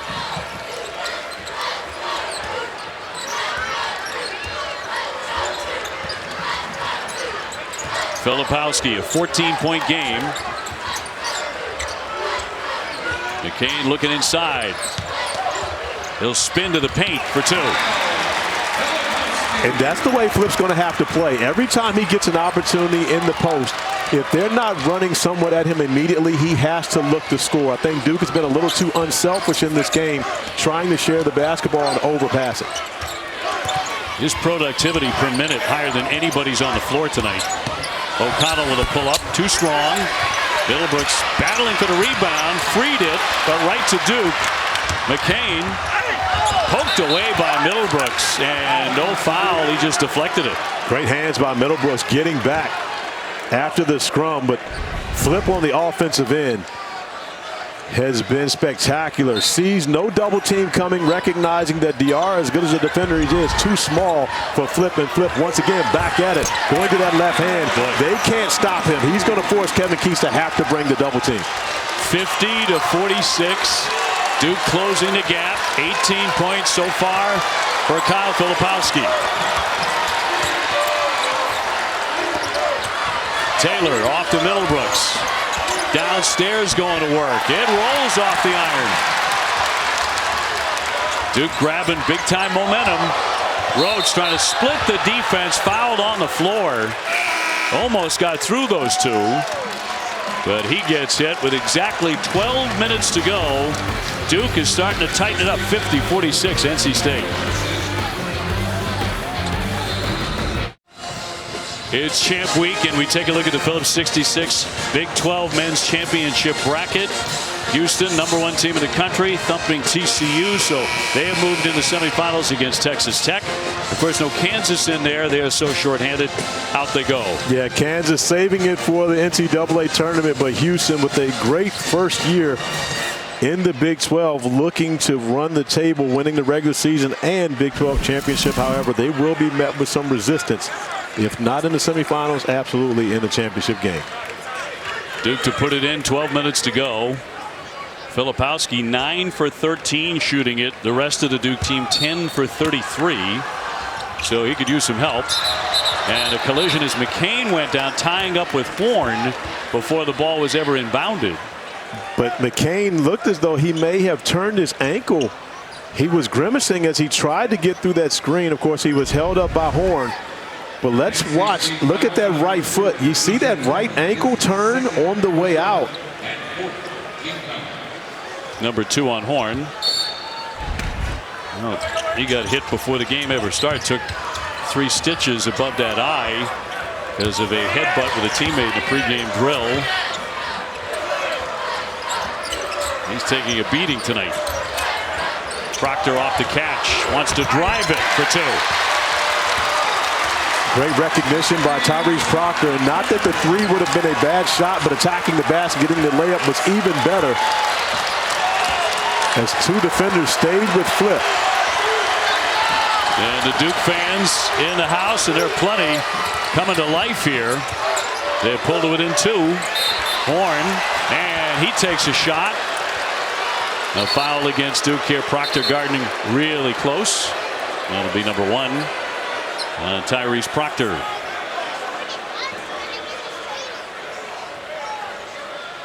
Bill Covington having a conversation with DJ Horn after the call. DJ placed the basketball. He didn't push it into Proctor's chest. He just lightly placed it there, which of course is a no-no in the game. Love the fact that the officials having the conversation and not handing out a technical foul. However, if it happens again, they will be quick to hand out the tee. Horn on the inbound. Trying to drive and shovel that pass to Middlebrooks. Morsell, a determined drive, and down it goes, plus the foul. That was a tough shot. That was absolutely a tough shot and a tough move by Casey Morsell, getting downhill, playing in front of 25 friends and family here watching him at home. And of course, his other friends and his family on the sidelines celebrating the strong move. And of course, you always got to have a flex in there, OB. You must. That's what I do when you make one of those big time calls, when you show off the pipes. I'm over here flexing behind you. Most people can't see that, but it's actually happening. And thank God they can't. Well, McCain has just been hit with another foul. That's going to be #4 on Jared McCain. And now TJ Power into the game in a tough spot, simply because it's going to be difficult for him to defend any of these high-powered guards for the Wolfpack. 11 minutes to go. Filipowski, body to body on Burns. Got it back. He finished it. He earned that one big time. He absolutely did. Great job defensively by DJ Burns as they both go back smiling down the floor. Burns did his job, but Flip just did his better. Filipowski with 20. He's 10 for 15 from the floor.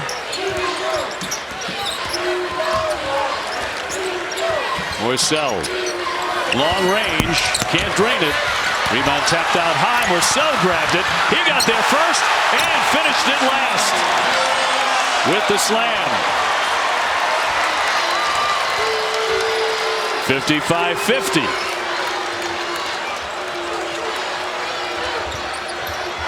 Filipowski touching it every time down the floor. As he should. Draws the whistle there, and it almost rolled in. He'll be headed to the line.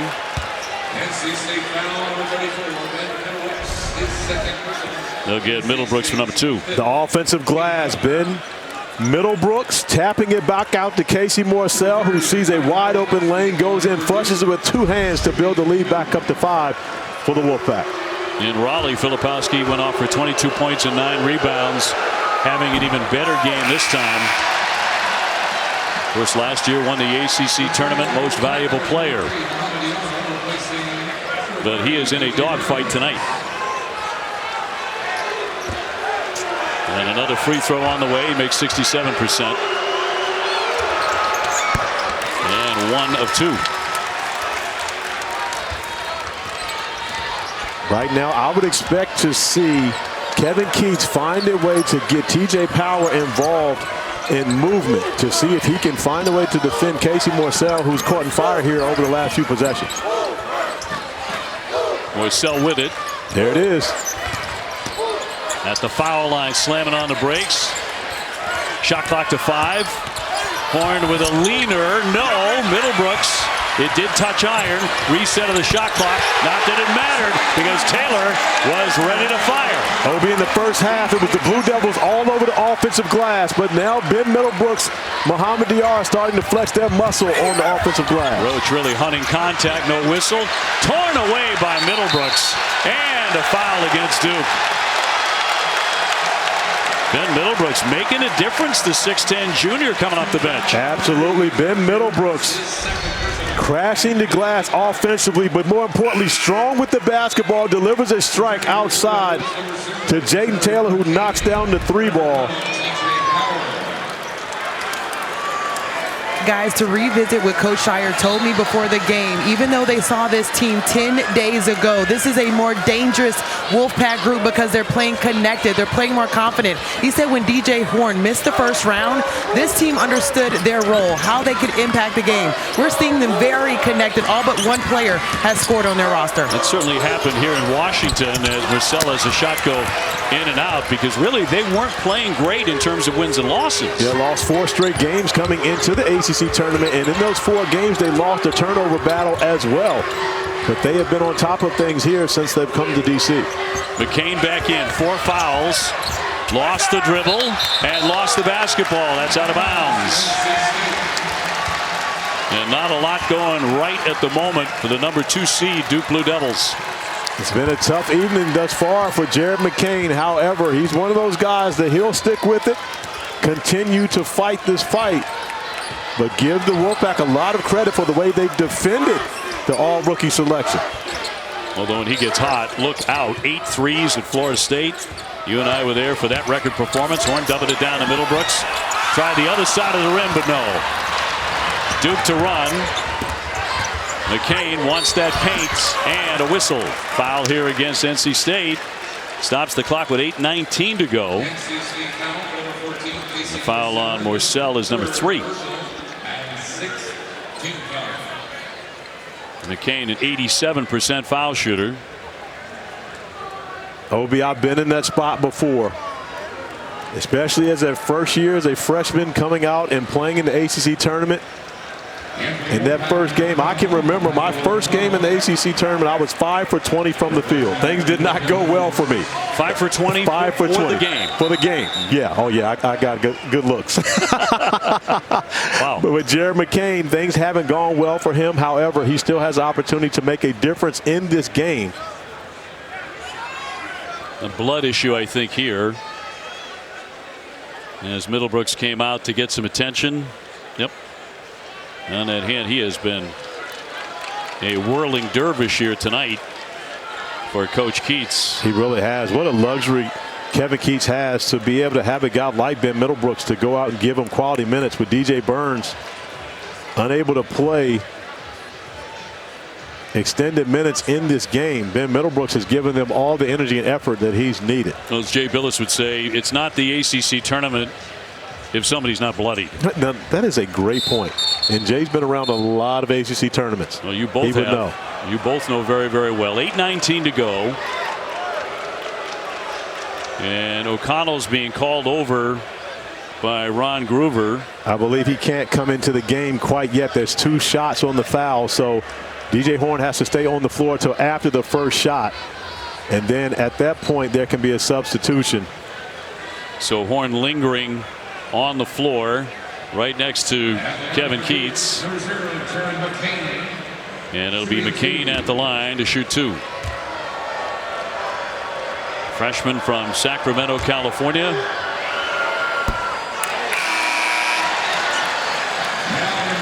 now O'Connell in. And DJ can go take a seat. An ailing hip kept him out of game 1 against Louisville. As it turned out, they played really well without him. He came back and scored 16 last night. He played 36 minutes in the first game against Duke. He only had 8 points in that contest. He has been much better tonight.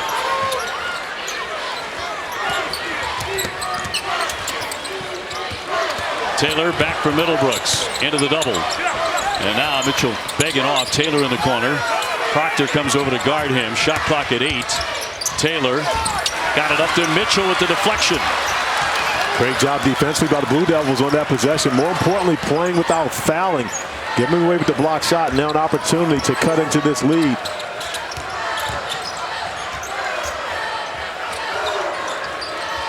Roach off a great fake out for McCain. He's free for 3.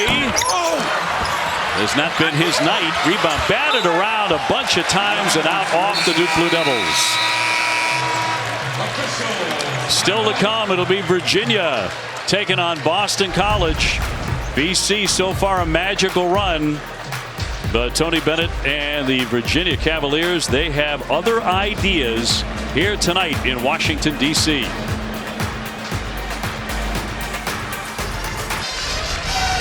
Last time out, DJ Burns went to work against the Blue Devils. 27 points for him, 12 of 19 from the field and 5 rebounds on March 1st. However, the Blue Devils were able to come away with a win in that game. He had better numbers than Kyle Filipowski, but Filipowski got the win. In this time, now Filipowski has the numbers. However, it's the Wolfpack leading right now, so DJ Burns checking back into this game to seeing if he can have an impact, but DJ doesn't care about the numbers. He's more concerned about the W. And he does have 4 assists in the game. Filipowski with the 21. The rest of the Duke team, 31 points combined. In that game on March 4th, Jeremy Roach, 21 points for him. He was the Robin to Flip's Batman in that one, but hasn't been able to get it going here this evening. Back for Burns. Burns trying to spin to that iron. It's tapped up and in. But the mistake, and you see the frustration from Flip. Mark Mitchell trying to come over and block the shot. As a shot blocker, when you go for that, if you don't get it, it opens up the backside from an offensive rebound. That was easy pickings for Diarra. Filipowski determined to get under there into a double. Diarra slaps it away. And Horn pulls it back. Smart play by Horn. Don't have numbers, nothing going there. That's going to be the foul, Filipowski. Wow. And a chintzy one.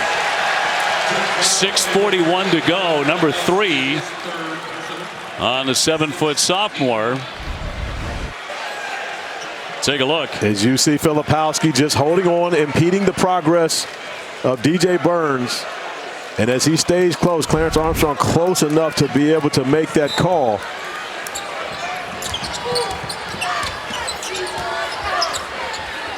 Diarra wants a long one. And Duke crashing the glass, but down by 8 with 6.5 minutes to go. Filipowski stepping into a triple. O'Connell with the rebound. Sees Diarra up ahead. Back for Marcel for the slam. And that's the biggest lead tonight for NC State. Up by 10. 62-52. Mitchell got it up there despite some contact. And he drops it a pair.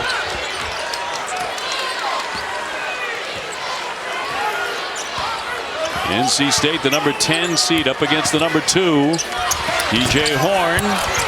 But look at Casey Marcel getting in the mix. Oh, look at Diarra to free it. And this is the 3rd game in the 3rd day for this Wolfpack. However, they have been quicker to the loose balls. More energy for the team in red than it has been for the team that's rested. 6 to shoot. Horn to Marcel. Trying to fake, spin on Mitchell. Hit it! Back up to 10. Casey Marcel, 5th year. DJ Burns, 5th year. DJ Horn, 5th year. They don't want it to end right here, OB. These guys are trying to keep playing. They look like a very different team than the first time they faced him. Mitchell will knock down a three. And that's the third time he's made them pay for daring him to take that shot. Big bucket for Mark Mitchell, who's up to 16. NC State making a huge difference on the glass in this half. 6 offensive rebounds in this half and 11 second chance points. Horn close in, will draw the foul. DJ Horn, a really good foul shooter, will head to the line once he catches his breath. Yeah, he told his team, hold up 1 second, let me get a chance here to rest. Proctor's third foul. And Horn to shoot. And it's down to 4:49. Horn 82%. Averaged about 18 points a game in ACC play. The Pack not as good here at the free throw line tonight as they have been throughout the tournaments. Only 7 of 10 from the charity stripe. This is a team that dominated the free throw battle as DJ Horn missed 2. Boy. And that could be costly. Those look like tired foul shots. Yeah, we got to bring up the fact that he did not play game 1. He is nursing a hip flexor. Filipowski waiting outside for the ball, but Mitchell gets it in the lane. He'll drive it and score it. 5 straight points for Mark Mitchell. He has shown up in a major fashion for the Blue Devils here as of late. They haven't gotten the production from the backcourt they're used to. DJ Burns again, and another foul. So now OB. The cheap foul that Flip got, battling with DJ Burns, that was 3. So now this is 4. 4 fouls, 4:14 remaining. And this is when you look at it and say, those are the fouls you have to stay away from, Flip. You're too important to this team. You've got to be on the floor. Now he's playing with only 1 foul or a disqualification. His 21 points, 12 rebounds, but now 4 personals. And another miss here at the line for the Wolfpack. First couple of games, they were shooting about 82% collectively. They had made 53 out of 64 in the first 2. Another one for Burns. And that one he gets. Middlebrooks back in now for the Wolfpack, and Burns will take a seat. And that play, this substitution is to get to the media timeout. You want Middlebrooks on the floor defensively to try to slow down Mark Mitchell, who has gotten going here on the last few possessions. 4:05 left in Washington. Great hands by Diarra. Knocked away. Morcell collects it.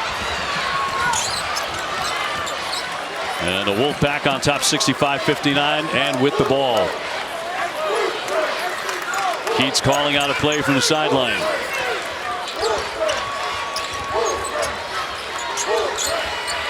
Casey Morcell looking to get a shot in the air. 6 seconds on the clock. He's determined to take it off the window. No, it comes right to Diarra, and it drops in. It hung up there forever and fell. The unsung hero for this Wolfpack team, Mohamed Diarra, getting the job done on both ends of the floor. Filipowski going strong and made it. He'll be heading to the line. A money shot for Filipowski. 3:11 to go. As we go to break, we'll take you inside the huddle of Kevin Keats moments ago. Get back, guard the 3. They're getting too many wide open 3s, fellas. Let's go. They're not going to miss them all. Hey, take good shots, please. We're not in shot clock desperation. We got time. Move the ball around. Let's go. Hey, win this ball right here. Let's go. ESPN's exclusive presentation of college basketball is presented by T. Rowe Price. Invest with confidence. 3:11 to go, and the Pack leading Duke 67-61. As we take a look at today's dynamic play of the game, brought to you by T. Rowe Price. The dynamic play goes to the dynamic player. 13 points, 13 rebounds from Mohamed Diarra, who was observing Ramadan. However, his energy has not been affected. Coming up with another offensive rebound and has the wherewithal to get it on the rim before the shot clock buzzer goes off. As Diarra has done the job offensively and defensively this entire game. 4 offensive rebounds for Mohamed Diarra, who has played 34 minutes in this game. Filipowski will be at the line. And looking to finish up a 3-point play. 23 points, 12 rebounds for Filipowski. He's also added 3 steals tonight. Pressure here from Duke broken by NC State. So here's the thing right now, Obi, when Duke is going to pressure you, if you got numbers, you got to attack. This is not the time of the game to bring it out and use a bunch of clock and allow Duke to set their defense. You get an opportunity, you have to take advantage of it. Still keep your foot on the gas pedal. Horn backing away, taking a better look at that shot clock. And drills the jumper.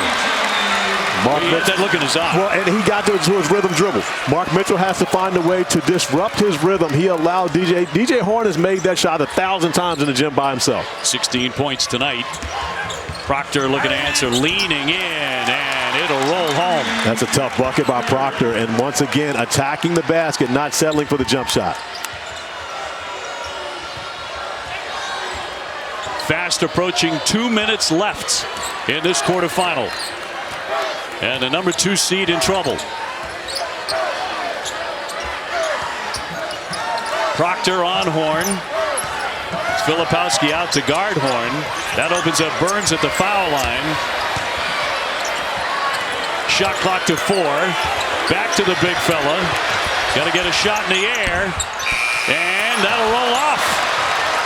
That time the rim did not help them. Mitchell running the floor and draws the foul. He wanted so badly to make that lay-in, but he'll be at the foul line with 1:46 to go. Love the pass from Jeremy Roach, keeping his eyes up, not even dribbling the basketball, seeing a teammate cutting to the basket. Mark Mitchell with a nice run. Of course, he would love to have finished that had the and one, but still opportunity to cut into the lead at the free throw line. 65% foul shooter. He's got 2 shots coming. And time running down here in this quarterfinal. And a miss. And coming up tonight, 11:30 Eastern, the Nothing But Net crew will have the complete breakdown of today's ACC tournament quarterfinal games. This is the 3rd game of the day. Another one to come at 9:30. That's Virginia and surprising Boston College. OB, there is a squad in this building today. You talk about Andrea Carter at the point guard, Joel Berry off the ball, Luke Hancock, Jay Williams, and Carlos Boozer. That team can win some games. You're in that lineup. Nah, not with these hips. Well, I didn't mean now. 1:27 to play. Burns wants the paint, swooping in and lays it home. Oh, and even worse, Kyle Filipowski limping out of that scrum.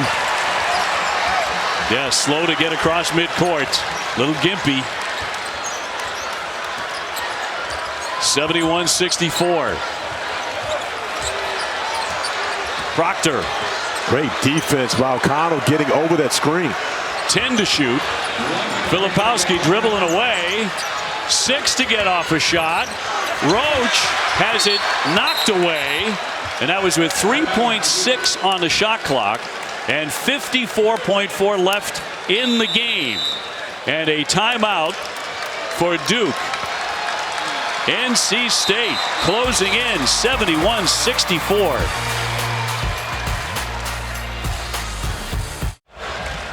So Bill Covington has gone over to the monitor.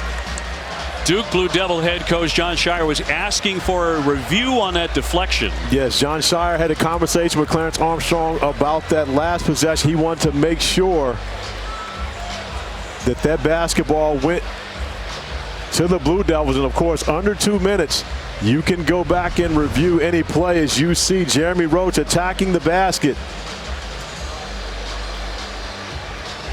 And that basketball looks as though it stays off of Roach. Casey Morcell absolutely got a hand in, but he does not touch it on the way out. He did not.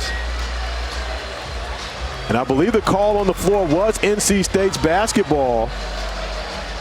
And I believe it's going to stay that way because Jeremy Roach's left hand seems to be the last to touch that.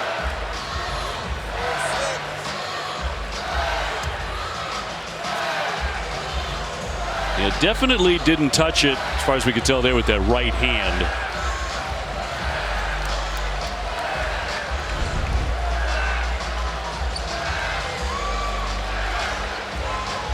So the ruling is NC State ball with 54.4 seconds to go. Ron Groover, Bill Covington, and Clarence Armstrong, the crew here for game number 1. And will take their time to get this absolutely right. And we are hearing it's going to remain NC State ball. And that's the right call. It did touch Jeremy Roach's left hand last. Now, there was some contact on it. So again, if they could have gone back and called the foul, I believe they would have seen that. But there was contact absolutely on that, but you can't go back and change that. They'll explain that to John Shire. Oh no, it will stay Duke's basketball. I'm gonna say, it will be Duke ball. Yeah, Duke it will be Duke with the basketball. It must have been called Duke's basketball on the floor. So they gave it back over to Duke here. That's a tough shot. Proctor can't get that one to go. Diarra went up for the rebound and another whistle with 50.7. And Roach slow to rise. But that was a rush shot from Proctor. He never got square, never got settled on that one, and had more time than I believe he thought he did coming off that. The execution was perfect. Just never got his shoulders square to the basket trying to take that three.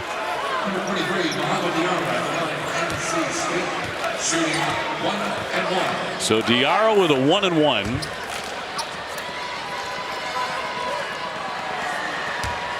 Roach with his third foul. And front rims it. Duke has to hustle. Proctor to the paint. Tipped up and in by Filipowski. Great touch by Flip there as Proctor now runs away with the gingerly. He's going to keep fighting out there, but Horn gets it up ahead. You got to finish it. And Middlebrook does not. And he gets the. He hung on the rim also. He did. He hung on the rim. Missing the dunk, wide open as you can be. Now, as the officials confer, are they going to look at this as a technical foul? Now, Bill Covington's coming over. It couldn't go any worse for the Wolfpack on that possession. What should have been an easy 2 points ends up being a technical foul. As you see Ben Middlebrooks hanging on the rim. So that will send the Blue Devils to the free throw line for 2 shots and the possession back in what is a 5-point game. Forgive me, will just be a 1-shot. A 1-shot technical foul. For hanging on the rim after blowing the slam. And had a chance to really pretty much ice this thing. That is a huge play. Now you give the Blue Devils opportunity to put a point on the board. And I was yelling, you got to finish this. But this is a disaster for the Wolfpack. You give the Blue Devils an opportunity to score without the clock running, which is not their friend right now. With 30.3 on the clock. Surprising that Jared McCain is stepping to the line in comparison to Jeremy Roach in this spot.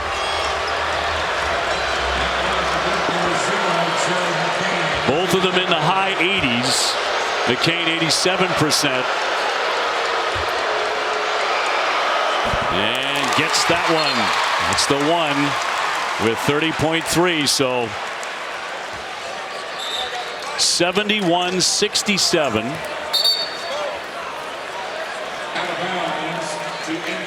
So it will be NC State's ball, however, because there was no possession after the play. So it will be NC State's ball because of the possession arrow. So NC State will take it after this timeout. What a wild conclusion here. A 4-point game. Middlebrooks has to shake that one off. He absolutely does. I am shocked. Those are the type of plays that can really destroy your confidence with 30.3 remaining in this game to be able to go out and finish this game.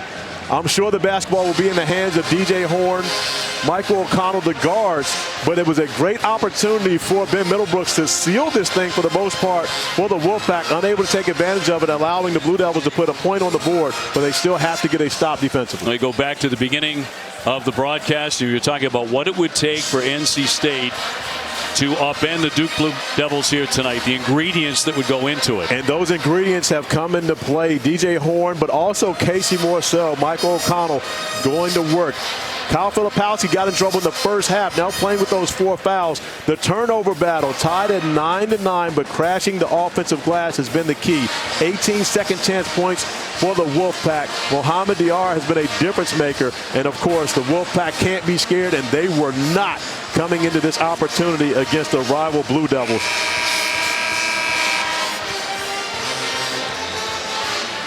So 71-67, our last quarterfinal coming your way tonight at 9:30, scheduled at 9:30. It'll run a little bit late. Virginia and Boston College. BC, the number 11 seed. Virginia, the number 3. We'll see if we have an upset in this quarterfinal in the last half minute of play.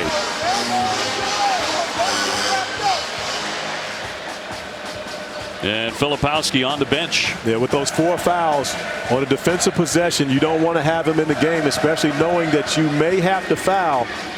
Well, down 4, you absolutely have to foul if you don't get a turnover here. 20 seconds on the shot clock. You cannot allow the Wolfpack to run down this time.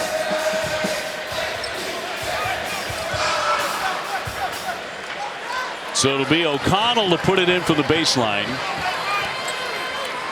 Stewart right in his face at 6'9". And looking for a cutter. He does bounce for Diarra, and a whistle as he made his way to the basket. 29.9 on the clock.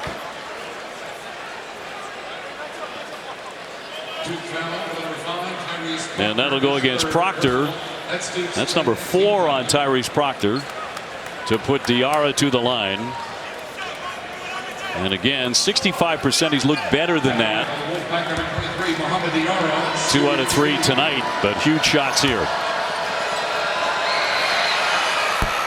And too strong with the first one. It's different with 29.9 remaining, and you're nursing a 4-point lead as Kyle Filipowski checks back into the game. Still a 2-possession game, but a big free throw here. They've missed 5 of their last 6 free throws, NC State.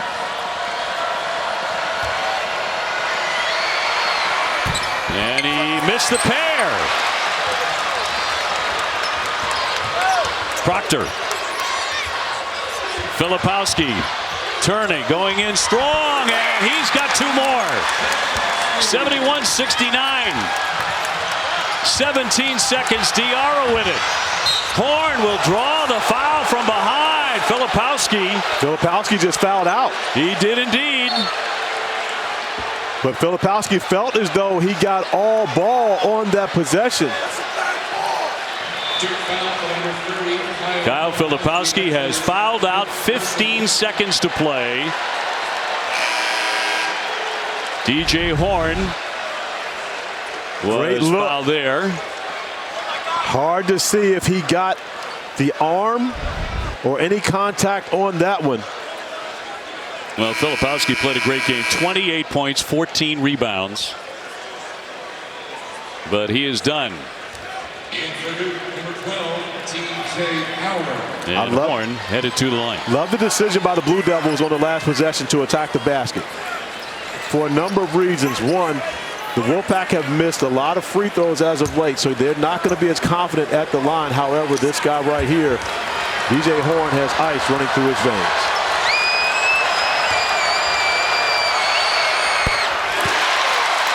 It's the big first one, 72-69. Yeah, but still a one-possession game. And right now, this is the important free throw to try to make it a two-possession game.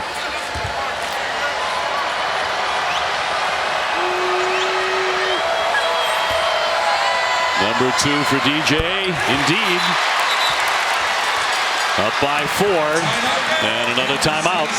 It would not shock me at this point, OB, to see Kevin Keats have some full-court pressure up. One, you don't want to allow the Blue Devils to be able to race the ball down the floor with a lot of time and get a good look at the basket. So if there's some type of pressure in the backcourt, I'm sure that won't be a trap.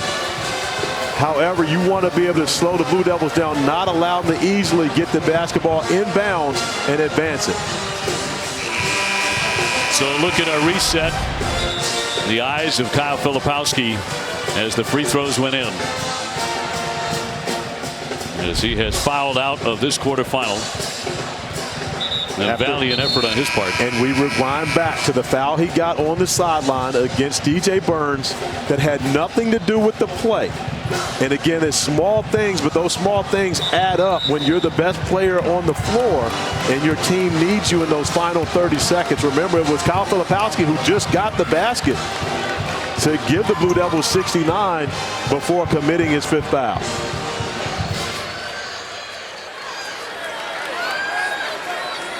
So 15 seconds left. Here's Proctor. Hard drive. The reverse won't go. Diarra cradling it. Mitchell fouls him with 7 seconds left. And the NC State faithful begin to sense it.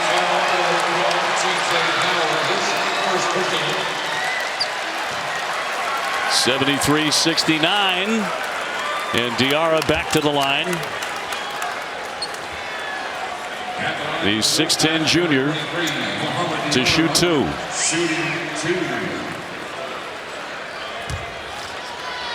Tonight 2 for 5 at the foul line, and that one off the 10. So he made a couple early. Now he's missed a number. 2 for 6.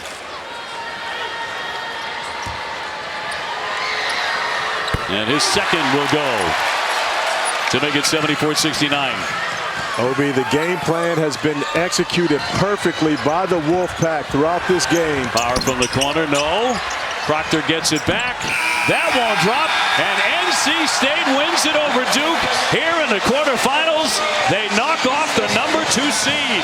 They eliminate the Duke Blue Devils 74-69.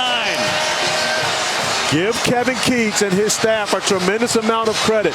The game plan, more importantly, the execution and the buy-in from his players. This is a team that came into the ACC tournament having lost 4 consecutive games, and now they've won 3 in a row here in D.C. and will find themselves in the semifinals tomorrow. Well, the first double-digit seed to reach the ACC semifinal since NC State and Miami did it in 2010. How about that?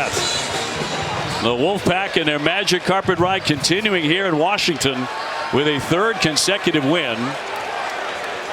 And an upset of Duke, 74-69.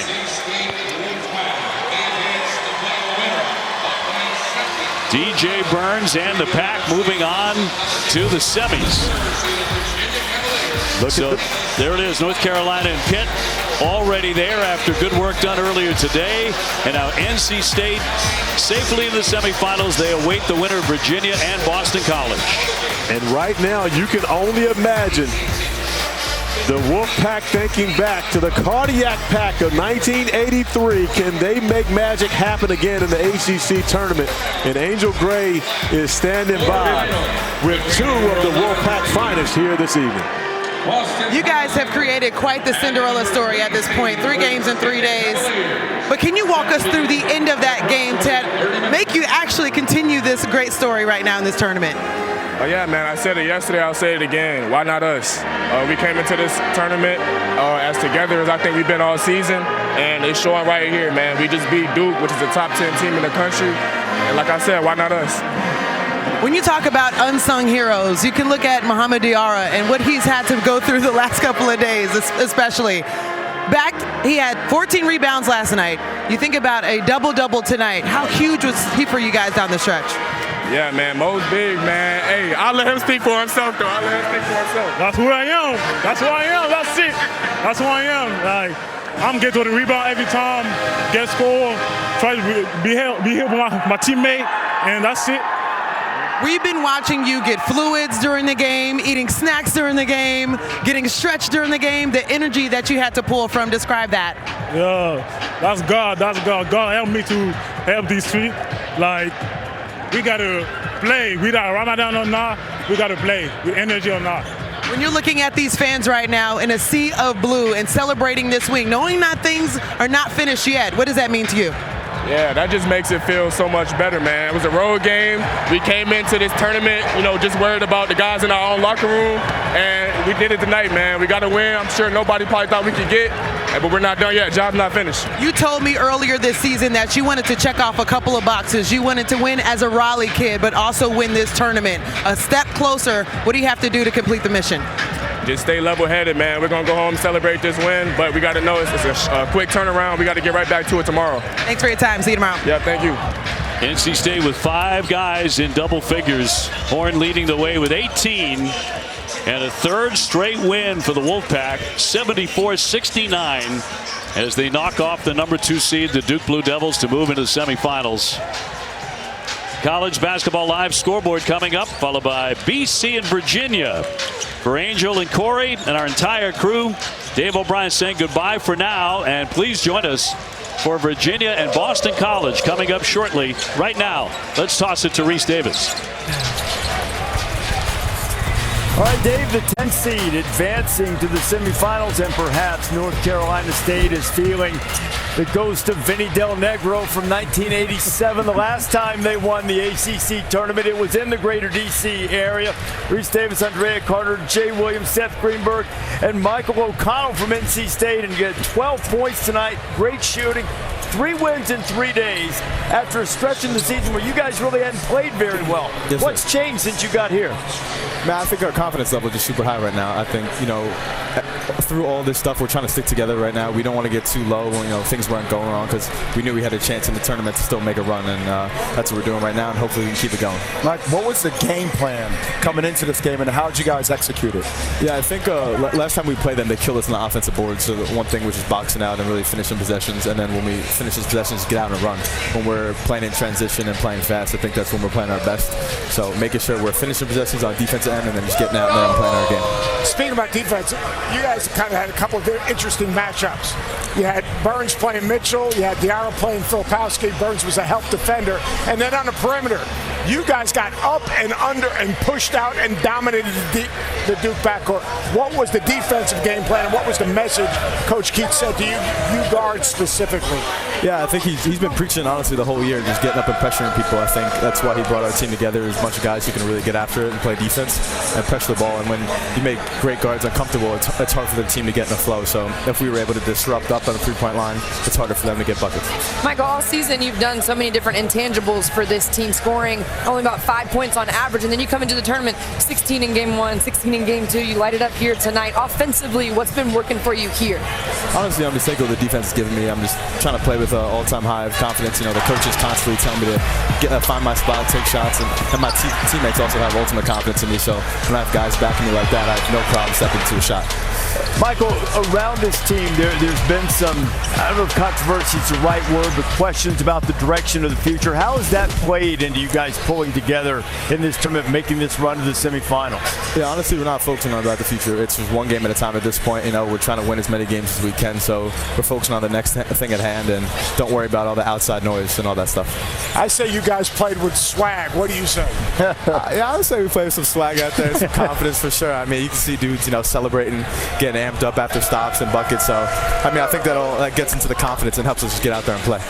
When you're watching Mohamed Diarra get so many rebounds and do so many things physically for the team, how does that inspire everybody else? I mean, it's huge when you have a guy flying around like that and making all these great plays to give us second chances and or finish possessions. It gets you amped up and it makes you want to work hard for him. So when he's out there giving it his all, you want to make sure you're doing that for him.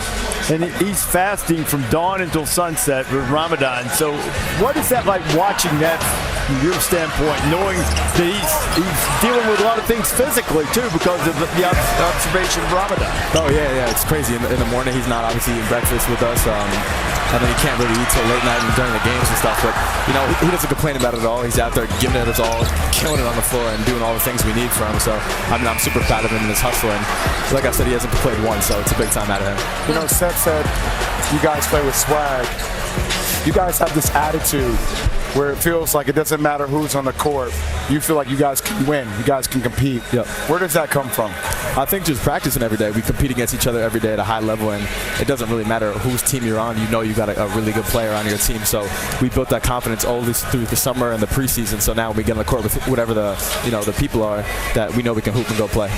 You guys were the hardest playing, toughest team, without a doubt. I mean, watching you guys compete, you guys are going to look back. You guys owned every single big 50-50 ball. I mean, to me, it was fun to watch. Like how intentional you guys were and how in the moment you guys were. Was that something that you said, hey, we got to do all the little things consistently? Yeah, for sure, because especially last time they beat us at home, they beat us to all the 50-50 balls. You know, that was the emphasis from the coaches, like, hey, if we want to beat a great team like this, we got to finish possession with rebounds and get all these 50-50 balls to not give them second chances. So, I mean, it was huge for us coming to the game. Owned it. You know, I think it was during the game yesterday, DJ Burns Jr. was like getting after Mohamed because he wanted him to dunk the ball. He was telling him, like, dunk it, finish strong. How are you all able to get on each other and be hard on each other but know it's coming from a good place? Yeah, I just think from the beginning of the year we've been trying to hold each other accountable. I think off the court bonding has been huge for us. Like all the guys hang out doing different things, whether it's grabbing food or even just getting in the gym working out together. And I think when you have that chemistry from early on, when you get mad at a guy or yell at a guy on the court, no one takes it really personal. You know it's from a good spot in their heart and they want you to be better. Tell Ben to dunk the ball next time. Well, I was just about to say, when he missed the dunk, technical foul, make the free throw. What's going through your mind at that point? Honestly, I was just trying to calm the guys down on the court. I don't want anyone to get separated because that's the last thing you want to do against a great team is get separated like that. So I was just trying to bring guys together, just tell them, hey, we're good. We're going to win this game. We just got to get rebounds and make free throws. And, that came down to it. DJ hit some big free throws and even more at the end. So, we don't want to get separated or it's going to be tough to win these games. Well, I'm glad we can put to bed all the excuses around. It's so hard to win 3 games in 3 days. They just did it. Well, it's really hard to win 4 games in 4 days. And there we go. Keep it going. Yes, sir. Hey, good luck to you, Michael. Great game tonight. Congratulations on the win. All right, Michael O'Connell from North Carolina State. 12 points as the Wolfpack knocks out the 2nd seed in ACC, Duke.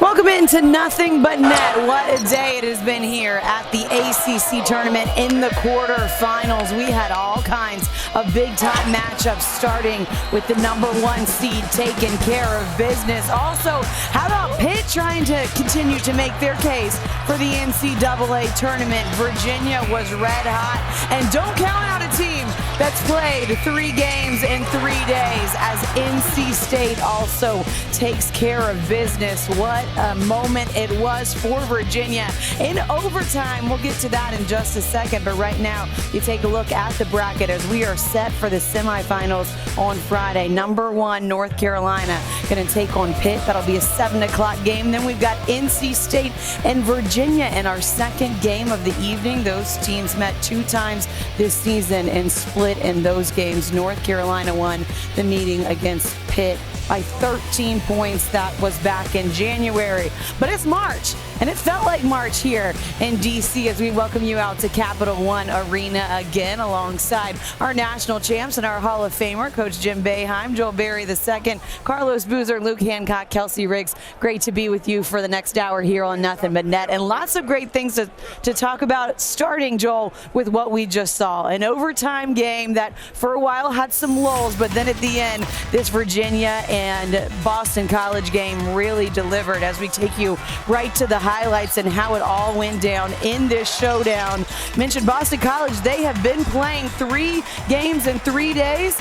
It just looks like Jaden Zachary is in the feel of things. Yeah, in a rhythm early in this game in the first half. Boston College looked like they were going to do what they did last night. Then Quentin Post, he was doing what he did last night. So dynamic, so versatile, inside, outside, had a hell of a game. Minute later, if he misses, Joel, you better be there. You got to be there. You got to be able to block him out. Quentin Post was so effective on the post tonight for BC. Eagles up 51-47. Then 2-point game, Dante Harris.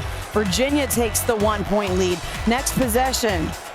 Coach, more from Quentin Post. I mean, he was a monster tonight. I think he ran out of gas a little bit, but Minor did a great job on him down the stretch. 8 seconds in regulation. Their first shot doesn't hit, but how about this? Mason Matson. He wants more. 3 games isn't enough. Give me overtime. Tie game at the buzzer. So we head to overtime, and then Isaac McNeely gets hot at the right time. Yes, an absolute flamethrower from the perimeter. He kind of struggled to get good looks, but when he got them, he made them count. Speaking of another guy that made him count, Reese Beekman hits a huge 3. That puts Virginia up by 6, and they hang on from there to win it. Welcome back into Nothing But Net. We showed you how Virginia got it done. How about NC State taking on the 2 seed from Duke? Duke won the lone meeting this season. They've won 5 out of the last 6 against the Wolfpack, but DJ Horn doesn't care at the buzzer. NC State takes a 3-point lead into the half. Second half, 11 minutes to go. How about Flip? Flip was doing everything he could in this game, getting to the basket, making free throws. Big left-hand hook right there. Finishes his own miss. Duke down 3, ensuing possession. Casey Morsell finishes it off, misses it, and then comes back, Joel. Yeah, just good pursuit of the basketball, staying with it, and then getting the offensive rebound for the big-time dunk. And then how about a little bit more coming on the other side? Off the miss, Casey Morsell here again. Yeah, that's a great pass back right there from Mo Diarra. A really unselfish group. They do all the little things this NC State team, playing with a lot of swagger and confidence. Speaking of Mo Diarra, came up so big. He really was everywhere before the shot clock expires. He had 14 points, 16 rebounds. NC State goes up 8, and then, Coach, here's more from Flip. He was really good today. He took it to the basket every time he had an opportunity. And as the inside game was good for Duke, the guards just struggled all day. NC State knocks off Duke 74-69. What a scene afterwards. Here's Kevin Keats in the locker room. Okay, when we got on that plane, we had a mission, okay? And we said we're going to do it 1 game at a time, okay? You have put together 3 hell of a games, okay, against really good teams.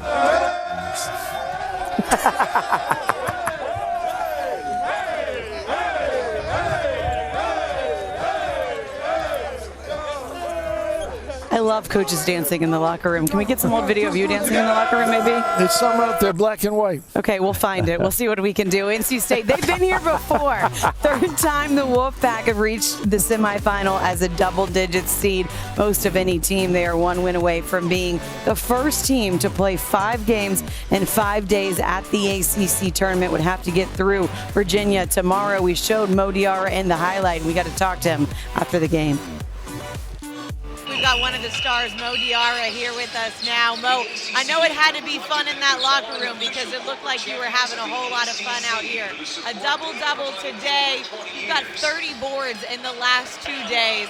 What was the key to the intensity that you guys came out and got in the win?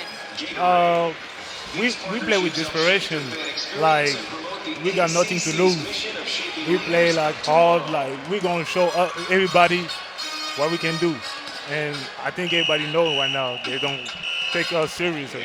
They better, buddy. Yeah. I got to ask you, man, first question is, have you gotten to say anything to Ben Middlebrooks about missing that dunk right there? I know he was joking around a little bit on the bench right there. You got to give him any grief about that yet? No, right now, man. Not yet, but you'll get him? I'm going to talk to him after that. I love it, man. I talked to Coach Keats about a month ago, and he said, man, we're the team nobody's talking about. He had a confidence about you guys. How's he put that into guys like you to be a stat sheet stuffer, and then O'Connell? You guys have played so well in this tournament. Yeah, Coach Keats give us a lot of credit. Like, he trusts in everybody on the team, and that's why we play so good right now. If you got to take a shot, take your shot. If you miss, you miss. That's basketball. That's part of basketball. So right now, Coach Keith gives everybody confidence, and that's why we play so good right now. You guys are playing incredibly well, and to win 3 games in 3 days, I know you want to win 4 in 4 days and then 5 in 5 days, but you specifically, to be doing what you're doing while you're fasting during Ramadan, from sunrise to sunset, how are you managing that in your body and your feeling, especially with all these intense games? I'm good. Like, I know it's hard for most people, but for me not, because I'm doing that since I'm 12 years old. Yeah. And when I was playing soccer, it was hard for me, but right now I'm comfortable and I manage that good. Yeah. You're so modest, man. I love it. You're going up against Filipowski. He gets a lot of publicity in this league, but I thought you were so dominant. Again, blocks, steals, rebounds. You were everywhere, man. Tell me about your thoughts just going up against a guy like that and competing the way you did. What's that say about Mo Diarra? Oh, he's a great player. First of all, he's a great player, and I think he's going to be good in the league. But honestly, I don't care who I got. I love it. I don't care who I got in front of me, because I'm playing hard every time. Even if he was not a top 5 player, I don't care. I just play hard, and Mo Diarra is here. So yeah, I want to show everybody who I am too. Who Mo Diarra is? Yeah. I love it, man. I love the confidence. I think it's safe to say you're showing everybody who Mo is this week, and congratulations. Looking forward to seeing y'all's 4th game in 4 days tomorrow, and know you'll come out with that same intensity. Yeah, thank you. Congratulations. Thank you. Impressive stuff. Their first semifinal appearance since 2014, first under their head coach, Kevin Keats. And we talked to Mo kind of about the contributions, coach, that we've seen from him and from other guys. But how about what we've seen from somebody like Michael O'Connell in the ACC tournament? You know, one of the best things that happened to North Carolina State when their main guy, Horn, gets hurt, everybody now has stepped up. O'Connell, big time. But every guy has stepped up a little bit.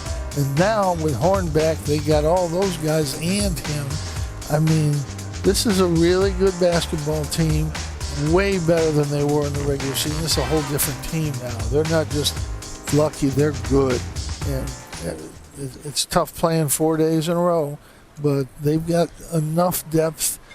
If the big fella can pull through for one more game, I mean, they're a dangerous team. They've been playing better and better. We kind of talked about it. There are certain teams that are going to get that dress rehearsal in. They played Louisville. They got a test 36 from Sky Clark, handled that. I like what you said there, Coach, about DJ Horn not playing in that game. Even the next game in the first half, DJ Horn doesn't score. He did lead them down the stretch, and that one having 16 in the second half. But you've just seen contributions from everybody. I love all the hustle plays from Mo Diarra. He's getting steals. He's getting blocks. He's getting rebounds. He's playing great defense. This team playing with some confidence, and it's the type of confidence where I don't think you're just going to hope that these guys miss shots and get tired. You're going to have to go out there and stop them. You're going to have to go out there and get turnovers and play great defense to get NC State out of rhythm. Well, that's Oh, go ahead, bro. That's why it's great that you get the chance to play day after day after day in a row, because now a guy like Michael McConnell, that confidence is going to stay there, and it has been there, and it's like that for the other guys as well. Coach, I do agree, having someone like DJ Horn out of the lineup and being able to get other guys to come in and contribute is so big in these tournaments, because it is a collective effort. And we saw Carolina play today, and what was the difference maker? It was the 50-50 balls getting on the floor, and I thought NC State guards, they really brought it tonight. They looked over there at the other side and told Duke, hey, we're here to play. And they really brought the fight to those guards on Duke's side. I got to ask you guys, I played for Kevin Keats at Louisville. You guys know that. But our style's different. I thought that playing in a tournament like this, at least I don't have to go to practice. Practice was way harder than these games. So we talk about getting worn down. I don't know. I mean, again, Kevin Keats plays this group a little differently than we played, but they seem to be getting better game by game. Well, this thing about being worn down, and just to emphasize what you're talking about, sometimes you play Saturday, and the 4 days before, in some coaches, they practice harder than you're going to play in the darn game. Very true. 4 days in a row, you're going to bang, bang, bang, bang, and now you got a game. Yeah. And so it's no different here. I mean, I think these guys like to play this, and I think they get a rhythm. And, the Burns is the only guy that you have to worry about, and the backup kid is playing great until he tried to dunk one here today, and could have been the story for the next 20 years. But lesson learned. At least it was in a win, for him. right? Yeah. Fortunately. Yeah. But to your point, right? NC State plays Duke. Duke's got some time off. The fresher team tonight was NC State. And we're going to talk about Duke in a little while and what's going on with them when we talk about the tournament.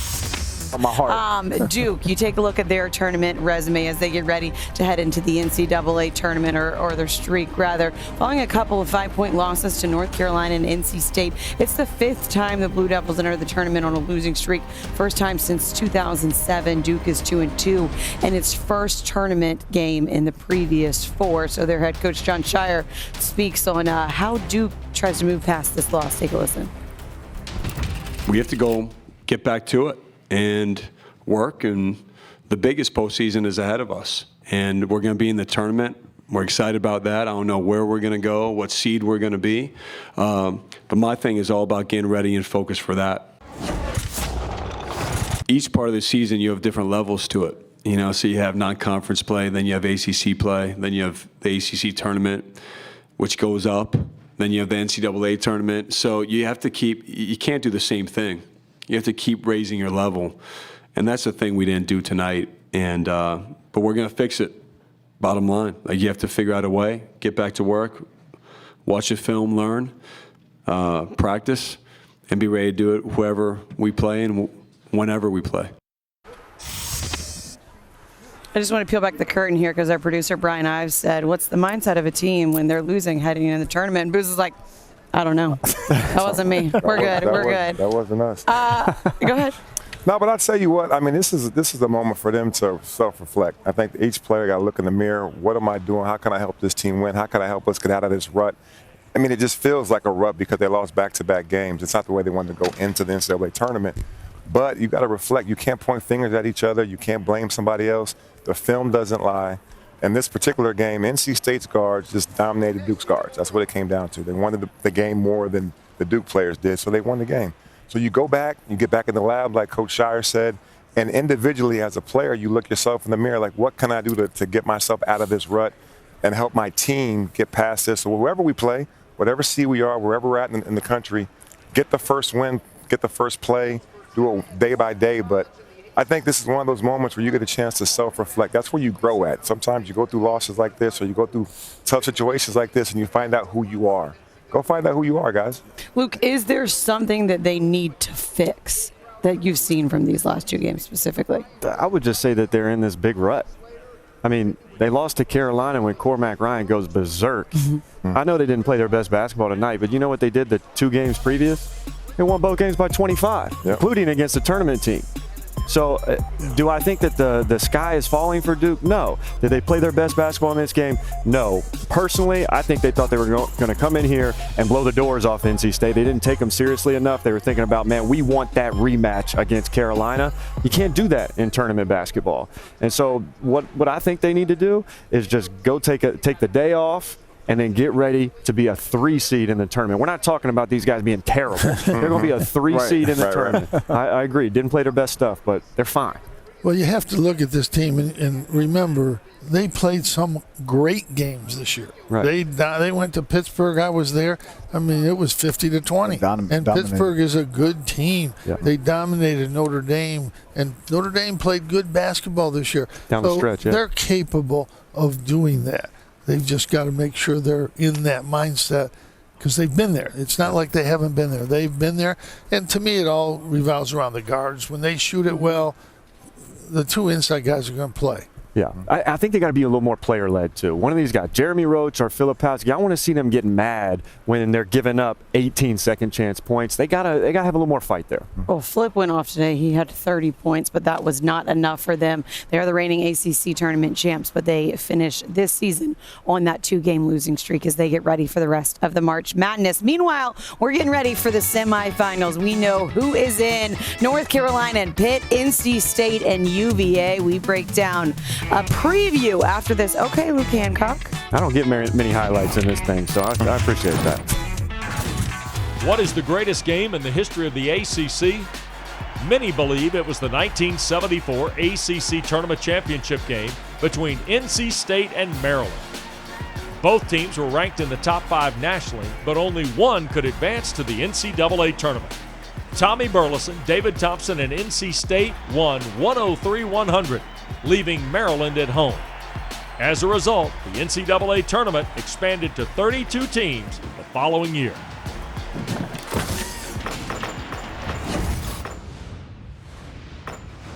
Yes, ma'am. Go ahead. Yeah, I got UNC. I think they're playing the best basketball maybe anybody in the country. I got UNC. I just think they got so much talent. They're playing outstanding, like Luke said. And I just think Elliot Cadeau has grown up so much right in front of our eyes as a freshman point guard. All the veterans are playing for what they're supposed to be playing for, dominating. But Elliot Cadeau is a huge difference maker for me. Yeah, I'm going UNC. Oh, you are? Yeah, Shocker. I'm going UNC. I just don't see many cracks in this team, and I think they're playing really good basketball right now. I'd like to go with Pitt, but you just North Carolina's playing as good as anybody in the country right now. They're a very, very good basketball team. It'll be close, but they're going to win. I would love to be the one that saves the graphic. I'm not going to do it. I've got North Carolina as well. The other game that we will see tomorrow, 9:30, NC State and Virginia. Who you got? I would love for my guy Kevin Keats to get this one done, but it's just playing this many consecutive games. I think Virginia finds a little rhythm, their defense holds, and they get it done. I got UVA. I walked in and they were just UVA. Like a home game. It's like a home game for them here. I got UVA. I'm going NC State. I like the way NC State is playing right now. I know they're playing. You know, this will be their. They're playing a lot of games in a row. 4 and 4 nights. But I think they're playing really good right now. They're getting contributions from a lot of people. So I'm going NC State. I think NC State's playing really good, but I'm going to go with Virginia anyway.